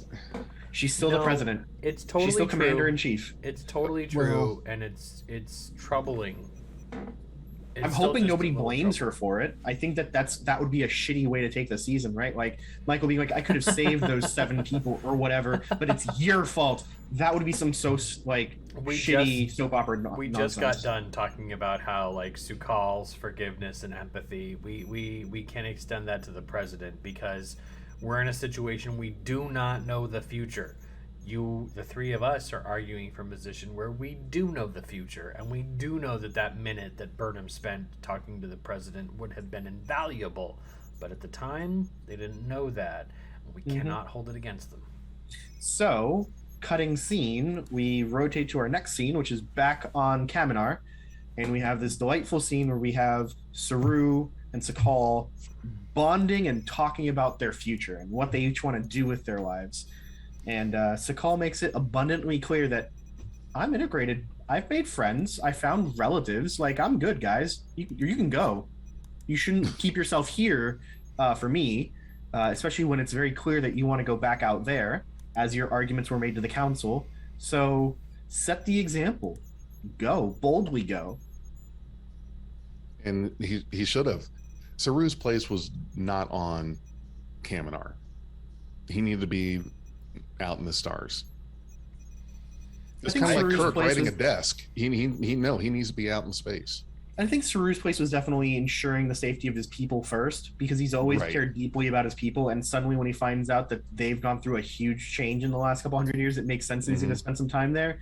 But yeah, you're right. He probably should have left a couple months before this point, because everybody seems super adjusted. Yeah. I think 5 months is good. Honestly, Saru probably feels more at home on Discovery than he does on this new Kaminar. True. He even points it out, having talked about how his people were living in fear and now they don't. And he's probably way more used to like seeing these Wraith as villains than he is at seeing them as part of a unified species on one planet. Yeah, at least unified government, not necessarily a species, but yeah. That's what I meant, sorry. Yeah. Yeah, no, I don't know what we'd call this new Kaminari collective government or whatever, but it's really cool that we're seeing a truly integrated between two species like that way. It works out well. It's cool. Okay, anything else you guys want to talk about in this scene? It's kind of short. No. Mm-hmm. Cool. All right, so then we pop back out to the rescue mission at the repair station, and we see a work bee zipping around. Did you guys catch the design of the work bee? Did you get a good look at it at all? I got a good look at it, but it looked like a work bee, but it also had the detached, things of this century. So the neatest thing that I saw on it was the back of the work bee looked a lot like the jellyfish from Into Darkness, without the two spinning bits, but the design of it was that same kind of Vulcanesque, like pointy bit with a gap in the middle. It was really neat to look at. If you get a chance when you rewatch the episode and pay attention to the back of it, it looks a lot like the jellyfish. Star Trek 2009. Yep. Yeah, sorry, not Into Darkness. Oh, you're right. You're right. I'll have to watch that and look for that part, the back of it. Okay. Yeah, I think the best chance you get to see it before it gets knocked off is just before it gets hit by the debris. You get a good look at it from the side. You can see the gap and all in the back. Either way, it was a cool little design. I like the fact that we get to see a work bee. They've been pretty sparse throughout all of Trek. And they've never had prominence. No, not really. Just but they've always been background. important. Yeah. Important, but not shown. Yeah. Barely. Now, we do see this neat moment where the pod gets hit by debris and we lose all sound because there's no air inside. And then the spacesuit deploys like a helmet on Burnham, and suddenly we get hearing again. Love that effect. It was very much like, again, 2009 Star Trek or like Interstellar. Both great things to follow. When you don't have air, you don't have sound. Well done. And that was a very great feature. I love the feature of you get this Iron Man suit that comes on you and I know that there's this whole like artistic leeway of the scene, the motion, the shooting, but Burnham was kind of exposed to space a little longer than I thought she would be before the suit decided to just go ahead and do its thing. There's got to be a trope with Discovery where the first episode of the season always ends up with Burnham doing a free fly through an environment. Episode 1 of season 1, she does the free fly onto the sarcophagus ship. I don't remember episode 1 of season 2, but episode 3, season 1, she falls to the Red Angel suit, the planet, and in this one, she's here. So we got 3 out of 4, at least a 75% confirm that. In episode 1 of season 2, wasn't she one of the ones with Pike and the stubborn blue shirt science dude that bit the dust? Wasn't she in that? I don't know if that was episode 1. Rocks. Yeah, I'm not sure if that was 1. I thought that was when they went to go find Jet. Yeah, that was probably the second or third. Okay. Speaking of Jet, where was Jet this episode? Where it would was have been a nice Jet? Where the episode hell? to see an engineer this episode. She's probably in a Jeffries tube. This is Leave what I her don't. alone. I know, but it just. I still hate this about Discovery. Yeah, they don't show this character at a time when it would be obvious that you would see this character.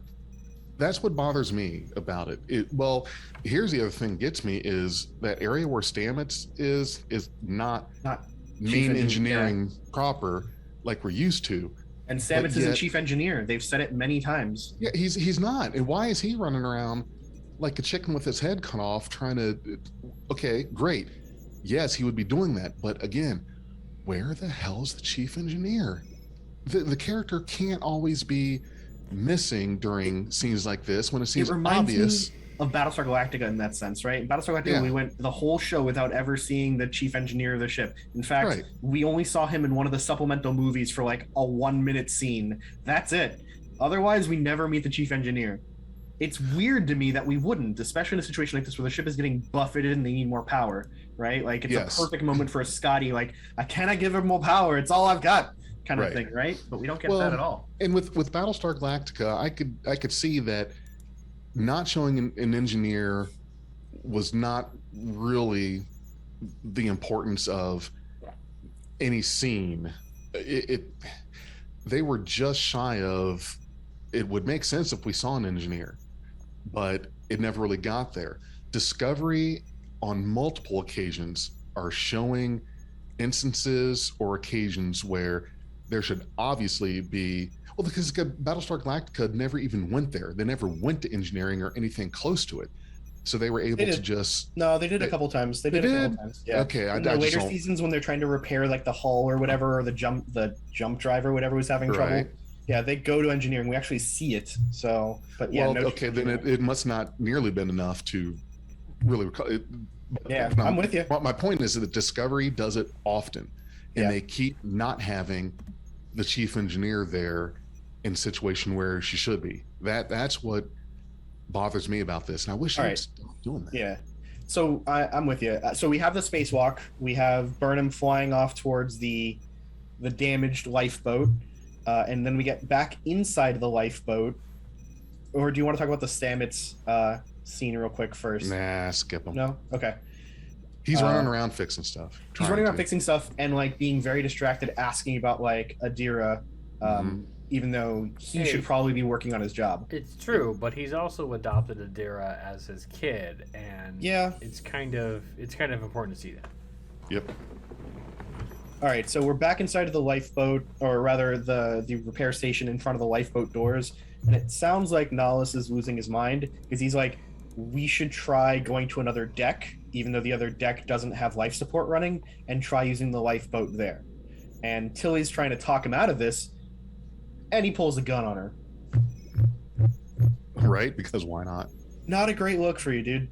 Adira tries to get themselves involved in the conversation, but Tilly is just like, no, you keep on task. You stay on task. I got this.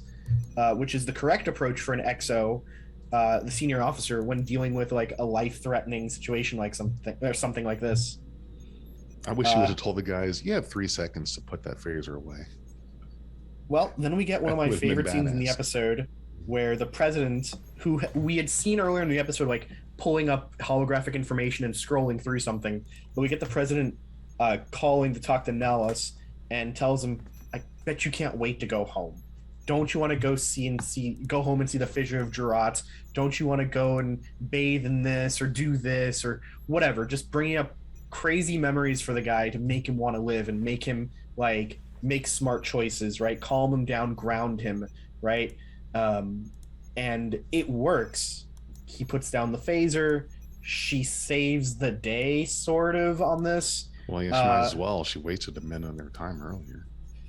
She saves the day on this, and they essentially back down and they start fixing or trying to get through the door again while the captain is pulling the debris off top of the lifeboat, so works out just fine. Here's the problem. The lifeboat can't fit all of them at once, so it's like 8 nameless characters go in first, then Adira, Tilly, and Nahus are left behind, and they'll get it on the second trip. And we're told that the first trip is going to take about 5 minutes, and then the second trip will take about the same time, but they only have 4 minutes to endure that 5-minute trip. The second 5-minute trip, but right. Yeah. Yep, because the shields are weakening. Burnham definitely speaks to Stamets about it and goes, what are the shields at? 25%. It's the best I could do. And her response is, I love 25%. 25% is great. 25% is exactly what we want, which is uplifting and kind of unexpected. I liked the levity. I really liked some levity in these scenes. I did too. It's plenty. Yeah. 25% plenty. No, without changing the lighting, they've definitely done some narrative shifts in the episode to give it more of the feel that we lacked in the last season. And even more lacked than the first 2, right? But yeah, I'm with you. It was nice. We also get then a segue into a conversation between Burnham and the president, where Burnham asks, so, did you really know about this, or did you just read it from his file? Have you been to his world? Like, be real with me. Yeah, and the president's response is, we don't. The president's response is, does it matter if I did? And I think, again, the president is ironically very right? Managed to get Nahus to calm down, do the right thing, all by having like a quick conversation with him to make him rethink his position, right? That seems to be her shtick. Talk to someone, make them think for a minute, and see if that's enough to get them to do the better choice. So, and it worked out fine, honestly. So then Burnham goes back to the ship, riding along top of the pod, the life pod, and goes back to her bridge. I like that she was riding on top of the thing. Yep. Well, that was the only way to get back, so why not, right? Seems safe enough at the time. Considering the situation, yeah. Mm-hmm. Cut to a new scene, and now we're back on Book's ship, the Nautilus, and Book is flying around above the jungles, and he's kind of weirded out by what he's seeing. There's birds just kind of like frozen in place at the edge of the atmosphere. Decides he's going to leave the atmosphere, see what's above, and we see our probable galaxy-ending catastrophe for the season. We see something shatter Quajan's moon, and it looks. I think it's intentional that it looks like a gravitic distortion from like a black hole, as we've come to know them from movies like Interstellar and others. Though I don't think it's actually supposed to be a black hole, but I think it's supposed to make us think it's a black hole. Wasn't it Quajon? Yeah, Quajon. Not yet. Not yet. It was not the moon. Not yet. Quajon is behind him during this Right, scene. right. We're talking about the planet. Sorry. Yeah, Quajon is the planet that's behind him. When he's looking up to is seeing like a barren moon that gets broken into a trillion pieces. Yeah, but it's the lensing distortion that has been referenced a couple of times, and then it hits the moon.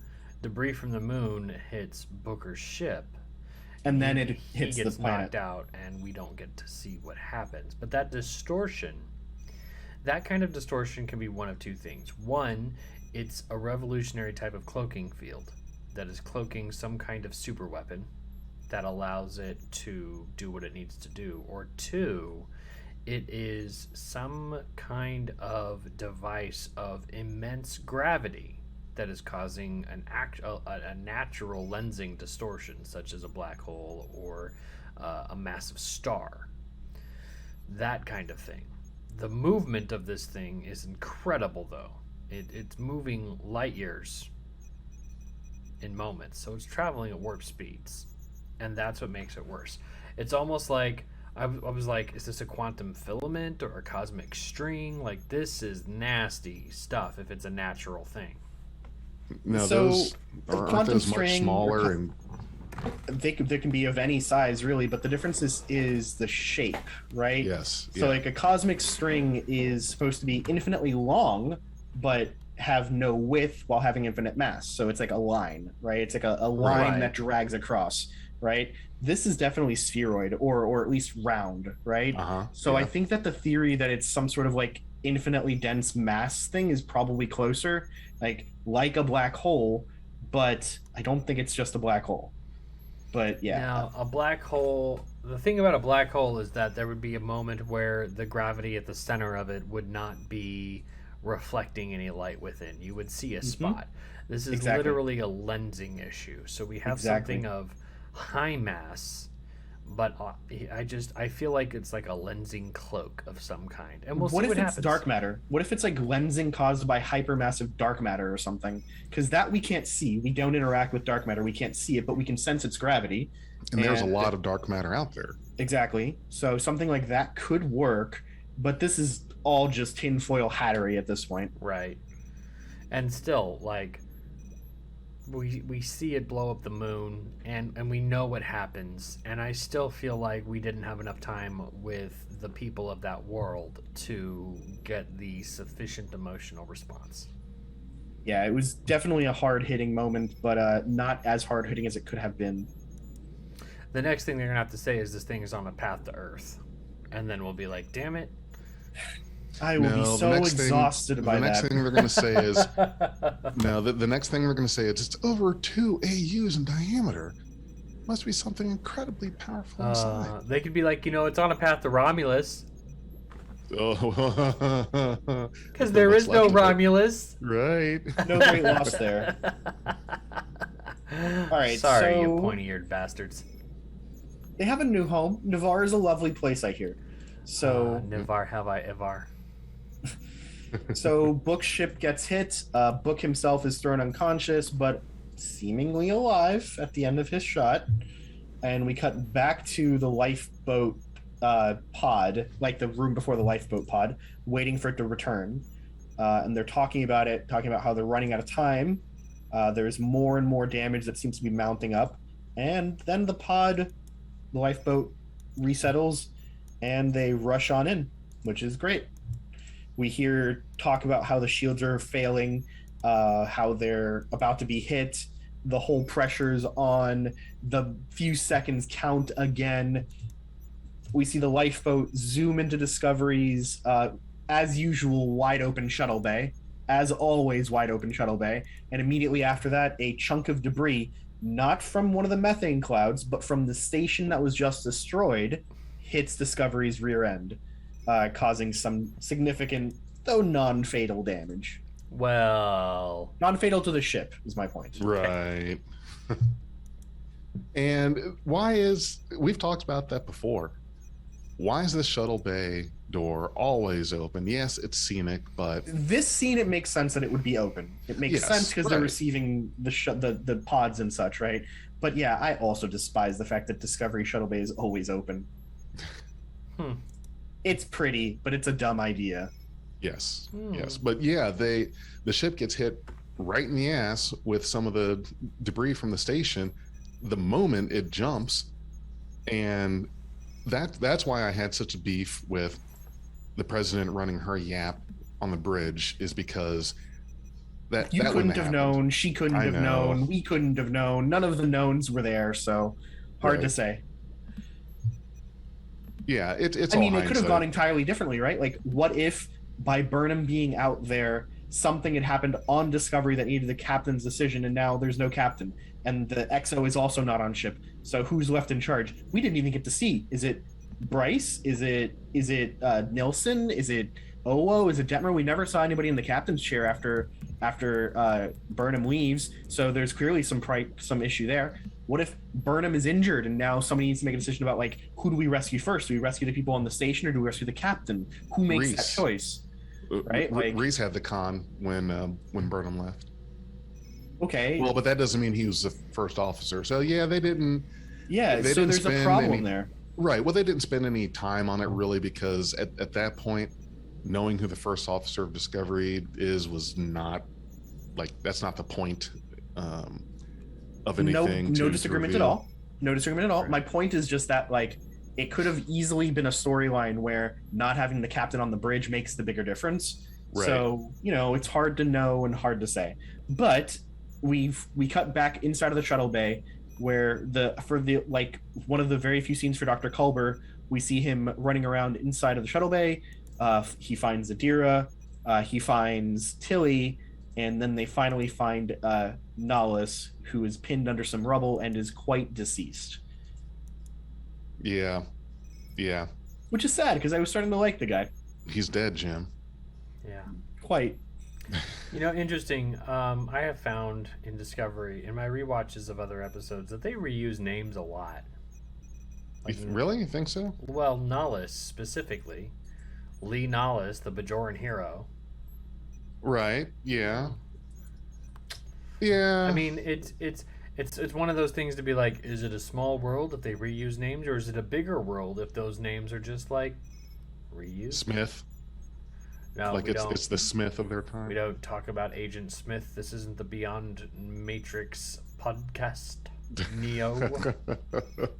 I mean, it could be some sort of, like, reference to, like, maybe the Cosmozoans had a long history with the Bajorans, and the name of Lee Nahlis, has just become a bit of heroic legend or something. Wait a minute. Isn't a don't need it. Cosmozoan something completely Not So- a Cosmozoan. Yeah. That's like a spaceborne life form. right? But a Casamoan or some shit is the name of these people. Casamoan or something? It's Okay. something like that. It's real.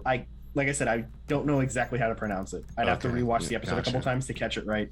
Or turn on closed just caption. Turn on close. Yeah. No, okay. You go look at the spelling and tell me how to say it, then, guys. It's not super clear Oh my jeez. because it looks like a Kazanam, but that's not how they say it in the episode. Right. Right. Yeah. Okay. You made a good point there. All right, but yeah, so we find out that Nahlis is dead, and then we cut to a new scene, which I think is the highlight of the captain's interactions with the president, where Burnham is staring over the debris and the remains of the repair base, and, like, clearly depressed and mulling over the deaths. So Can we I got- just go ahead. throw in one thing just real fast Yeah. that I thought was I thought it was kind of peculiar. I don't know if it's going to lead to anything or not, but when Tilly is trying to lift that big ass piece of debris off of Nahlis, Culber comes over to help her and, like, just, no big deal, pushes the thing off. Yeah, no, I was like, damn, Did Culber, you- you've been lifting. Right. Yeah. He's been hitting those irons because You need to stop and Google Wilson Cruz. Anybody who's listening to this character discussing this, Google Wilson Cruz and look up how fit he is. He's in amazing shape. Don't do it. Don't do it, because then you'll recognize that you've been gay for Wilson Cruz your entire life and you didn't know it. Because that motherfucker is hot. Yep. It's great. Sorry. But yeah, no, the actor himself is in great shape, so it could just be that the character is somewhat stronger. Who cares? But that was, we're talking augment like strength, because he didn't even struggle with it. It was just like, yeah, I got you. No, he's also in a much smarter location to push. That's why Renzo was saying Google his, because he's freaking ripped, man. That's the actor. Yes, that's the actor, but the character too. Okay, all right. The actor plays the character. There was something suspect. But no, so at risk of endangering our family-friendly, appeal here. I don't like Dick, but Hugh Colbert's fucking hot. So to be more serious about answering this, Big J, right? The place where Colbert pushes is easier to push from than where Tilly was pushing, because Tilly was trying to lift the thing. Colbert gets up behind it and just pushes it off of the guy. It's a much smarter leverage angle. I just look like a big piece of something. Dude, I'll bet you I can find you a 100-pound rock based on shape that you can move one, but you can't even roll the other. Just based on the shape, there are some things that are easier. Same thing here. He probably didn't have to put much force into it. You just need to push it just off the angle to roll it. Okay. All right. I'm going to make a note of that. I'm just going to write it down and post it. Hey, if you want to have a Culver's and augment theory, fine. You had the same theory about Mariner. You had the same theory about Mariner. I did have the same theory on No, I thought that was your theory. No. Was it mine? Was all of us? Yeah, okay. Yeah. Okay, yeah, we thought Mariner was an augment. Proven wrong. I'm not even going to go there with Culver yet. It's just what do an you observation. mean proven wrong? This is not... So far not proven. No, we found out Mariner's not a... okay, I'm not going into the... I'm not going into the rabbit hole. When they finally reveal that Mariner's an augment, we'll be able to go back to our first episode where we said so and say we said so. But until then, we say a lot of things, Dag. We say a lot of things. We say a lot. I mean, we're still like the 53rd best Star Trek podcast out there, so that's not bad. I'll take it. I'll just want to crack the top 50 and I'll be happy. I would love to be 47th, because that's important. 47. Yeah, that's the number. Back to this awesome scene. Mm-hmm. So the president starts trying to have a conversation with Burnham about the Kobayashi Maru, and at one moment, Burnham even asks, "Are you former Starfleet?" And again, she gives us the same line. No, but I did some flying for my dad back in the day.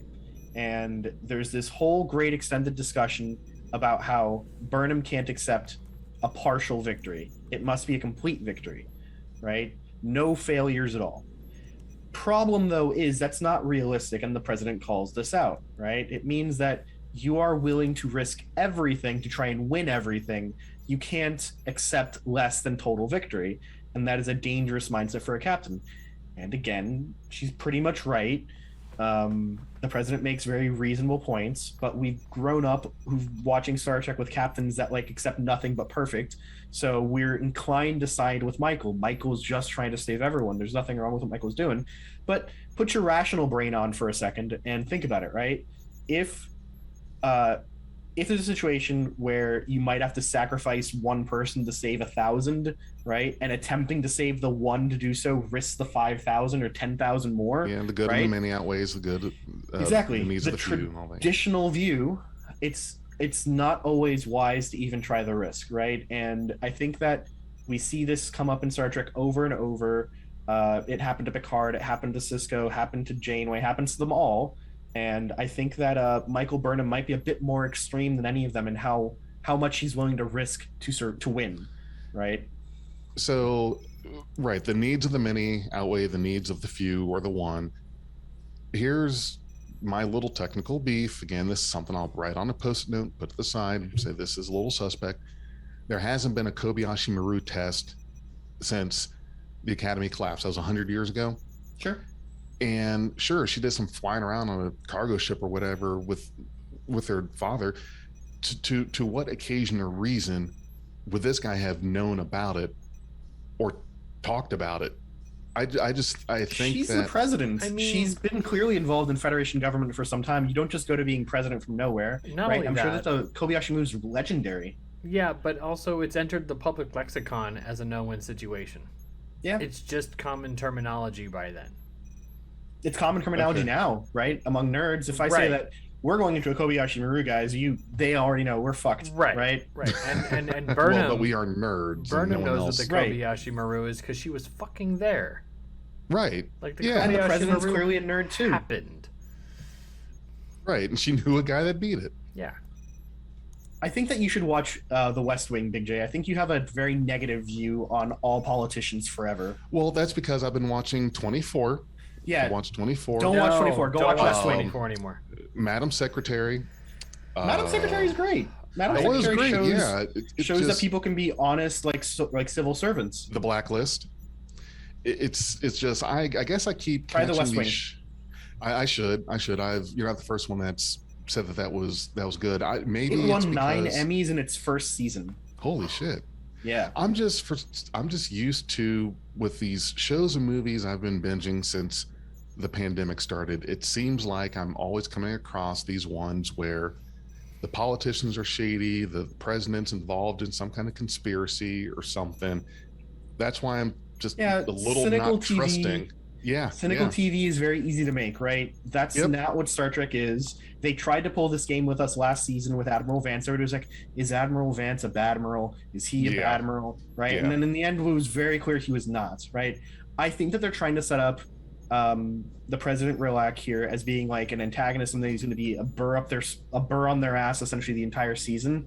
Yep. But I think she might be a burr for good reasons, right? And that's a good enough reason for me, right? Her conversation with Michael here, I think she's right. I think that it would be dangerous to give Michael like more authority than he or that she already has, right? And I think that one of the interesting points that comes up in this discussion is that there are multiple new drives that are being tested. There's an upgrade or an improved Spore drive being tested. Then there's another drive system that's being installed on the Voyager J, and the president's looking for a captain to fill that seat, and that Burnham had been on the list but is no longer on that list now, right? And I think that's probably the right choice. Not that Burnham would have taken it anyways. I believe Burnham when she says this, she would say with Discovery. I believe that for sure. But yeah, I mean, I think the president's right. Yeah. I'm not saying that she's wrong. It just seemed a little odd that she knew about the Kobayashi Maru, even if it's common language to us now, or was common language in Starfleet in the 23rd, 24th, maybe even 25th century. We're talking. Big J, how do you know that there weren't like holovids that were like a series of movies like Sharknado, right? Like this is Kobayashi Maru number 12, right? Here's the new simulation for the 27th century. Play through it, see if you can do it, and they're released to the public, right? Like that seems fine. It could be like COD. There are so many COD games. It's the same thing. This is Kobayashi Maru for the year. I'm sure that they're at this point in 3185 or whatever, that there was at some point a Fast and Furious Kobayashi Maru. Yeah. All right, Dag, your shot. What have you got on this scene? You've made faces too. I didn't make faces. I've been yawning. This scene wasn't that boring. It was just a talkie scene. No. The scene was fine. It's just as the time that we record, it's like 11 o'clock at night for me, and I know that you guys are the night owls. Jesus, yeah, it's 2 in the frickin' morning. I am not the night owl. So we have one last scene then, so we can wrap this up, boys and girls. Shit, there's another scene? And others. Okay. Yeah, there's one last scene. There is a scene where Book's ship is found. Oh, yeah, that's right. Book is beamed aboard. Book is on the bridge, and he is saying that something happened to Quajon, essentially. And they go there. They come to this realization that something's happened, and they show it. They show us the burnt, damaged, charred, and shattered husk of Quajon while the ship is at yellow alert. And they make it. There's discussion in the background talking about like the gravitic lensing couldn't have done this. It's too fast. We're too far away. It's too far away. Like there wasn't enough time for it to get here from the repair base. So the thing must be moving at like warp speeds or superluminal speeds. So that's all important stuff to our grand mystery, because we just found out that whatever the hell it was didn't just break the moon. It also broke the planet of Quajon. It did. It hit it hard and broke it up. Yeah, pretty serious.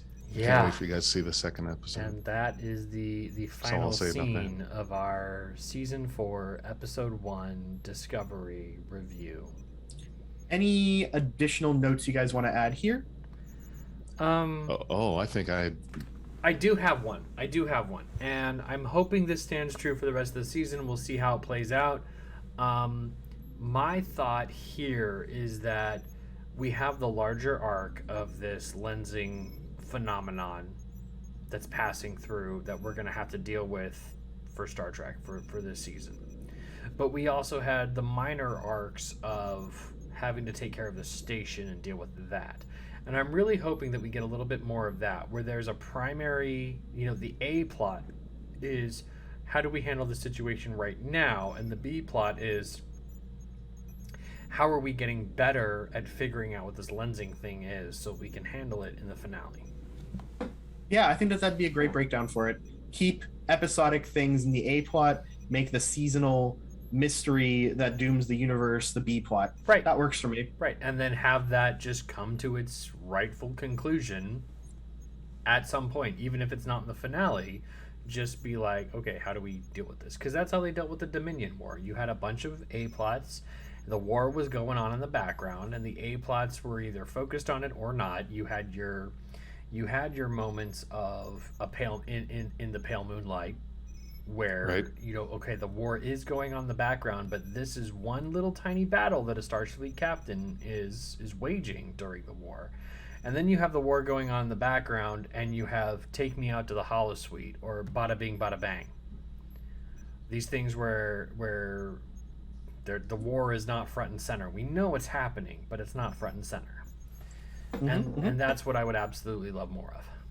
Yeah, I'm down with that as a structural thing. So my big takeaway from the episode is I like the new characters that they introduced. I really like this president character. Oh, yeah. Again, I fell in love with the actress by her being like this evil, sadistic bitch in another show where she is legitimately terrifying. She's like that 60s house mom that wants to be so nice to you, but she's a Nazi and would kill you if she knew that you were partly Jewish kind of character. She's exactly that. She's the kind of character that like would have her own kids sterilized if she found out that one of them had like a lame leg or something, but she does it because it's what's right for the country.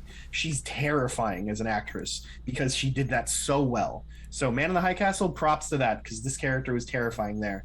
And now she's here, and she makes me think of nothing other than Josiah Bartlett from The West Wing. She's got this sharp as a whip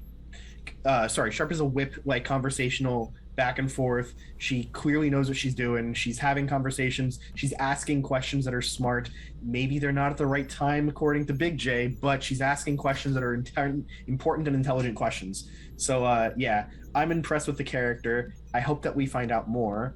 My only concern for this season is I'm really, really bored of like, this is the thing that could end the universe. We have to prevent this thing that will end all of life. It's just so silly to me that every season must be predicated upon like this civilization ending thing every time. It's not necessary. Well, I mean, what if it's smaller than that? What if it's literally just an Emerald Chain revenge plot? Like, I'm sorry Qui-Gon had to die, but it makes sense that Qui-Gon would be the first battlefield in the Emerald Chain's revenge plot after Osira died, because Qui-Gon was the first place that they encountered Discovery, and Qui-Gon rebelled against the Emerald Chain at that moment. And so, okay, we're gonna nuke Qui-Gon, and now we're gonna send another dreadnought, or send the same dreadnought to Earth, or Starfleet the Viridian got fucked. Space, or something. It doesn't... I'm with you. No, I'm with you. I think that is a much better plot idea than like some sort of like mystery natural phenomenon or something else. It can still be some kind of huge galaxy-ending threat. It can totally be that. But what I would like is for these characters who have always jumped to the galaxy-ending threat to go, oh wait, it's not a galaxy-ending threat, it's just a cloaked missile. We can take care of this. Yeah, if the mystery is better understood, it's no longer what it appears, that's great. I'm down. But yeah, just generally speaking, I just don't want it to be another, this is something from the future that's supposed to like clean up after the burn or something like, or this is like some sort of residue from the burn. I don't want anything like that. Yeah. I would much rather it be something more with like intent, like in something intentional. That makes Right more on. sense to me. All right, Big J, what are your last takes? I can tell you one of you is right, one of you is wrong, but I won't say which one. You go fuck yourself. Yeah, you watching spoilers like this? You don't even like to watch the trailers, Like, man. you won't I did- even do this shit with us, but then you go and you hang out with your new friends, and suddenly we're like sloppy seconds. Like, what the We heck? show the love. We didn't know we were going to see the second one. We had no idea. It was You watched also- the from the second third as episode well? already? Yeah, I told you guys. No, you earlier. didn't. I Yes. didn't get that you watched the second episode. He's been implying it this whole episode, but he hadn't actually No, said it until just You now. jerk. I implied it, but earlier when we started, when I was telling the story about the uniform, I was talking about the whole thing. I said we watched the first episode, and then we did the whole meet and greet over the Zoom thing, and then we watched the second one. We have it on tape. I could just. Okay. I'm gonna be editing it, and I'm gonna be like, You watch. Big J, you either did this or you didn't do this, and I'll probably You've got the insert some evidence. kind of weird moment. But yeah, Ugh. we saw the second one, and that's Alright. what's been hard to kind of keep my All mouth shut right. on something. All right. But All right, we'll have to watch wait the till tape. I could be wrong. I could have No, no. swore. So- I imagine myself saying that. I thought I did, we but can't. yeah. We can't all be Big J. Oh, come on. If you're watching this now, it's Monday. I hope. If it's not Monday, it's closer to the day that the second episode comes out. And if you're watching this way after, like, okay, the second episode's already come out. But for us, the second episode is going to come out. We're going to watch it, and then we're going to go back to Big J and be like, all right, you were right. Well, hey, while we're at this thing, we got recognized. I gave you guys a shout out. So Oh, that's nice. there are people. Yeah, there are people out there that We know. have fans. We do Oh, have man. fans. Well, we when I also started, have patrons and such that we need to thank. yeah. Well, when I now shoot, I'm going to pull that up. While I I'm have a pulling it up- video. We don't have to worry about it. Oh, you got the video thing. Okay, yeah, that's right. Dag does the bumper. Yeah. But yeah, in this thing that we were doing, I just at one point started talking in the Zoom thing, and this one guy was like, "Wait, hey, I know you. I know that voice. You're the guy from Beyond Trek podcast." It's like, yeah. And then a few of the other people were like, "Yeah, I thought I'd recognize you, and from the voice and the face and all that." And so we were talking about that for a while, and one of the people said, well, "But where are the other two guys?" And I said, "Yeah, unfortunately, Dag and Renzo couldn't We make weren't it." invited. I know, but it was like one of those. I was about to say gold tie. What's a thing? Like it was a very like this is invitation only. right, and it's Don't not like do I that could. imitation. I- We're not couldn't- cool. I couldn't get the link for it and then send it out. That's kind of one of those like It's one of those Against the moments. rules. Makes sense. No, we get it's it. definitely We get against. it. Yeah, definitely Dude, would have I been. had stuff to do on Tuesday anyway, like It's true. wash But my yeah. shoes or something. I'm sorry. I wish you guys could have been there. No, I'm glad because now I get to do a whole new podcast next week for the episode 2. Yeah. Badu. And for So everybody. to answer Oh, no, go to answer ahead. your question, about the episode, just real quick, I really like where this season, how it started and where it's going. It really looks like they're making a big effort, just like they did in the third season, to focus more on these characters and their interaction. It's not as much of the background regulars on the bridge that do a thing, but you don't know who they are. So I'm liking that this Star Trek is going back to more of that character growth and interaction than just straight shoot 'em up kind of thing. And this first episode was very promising, a very promising look towards that. Agreed. I think that this was a great first episode for a new season. Mm-hmm. All right. Well, yeah. That was it. Can't wait to see more. That was a really good episode of Star Trek Discovery. Thank you so much for listening, and as always, for going boldly with Beyond Trek Podcast. Hey, everybody. I just wanted to give a quick shout out to our Patreon and Anchor supporters. Big thanks to Stephanie Baker, S. Tam, Anne Marie, Jim Cook, and Nora Hickson. We really appreciate your support. Thanks for being a part of Beyond Trek Podcast. We are Beyond Trek Podcast. Lower your inhibitions and surrender your ears. We will add inspirational and hilarious Trek content to your day. Your attention will adapt to subscribe to us. Resistance is futile.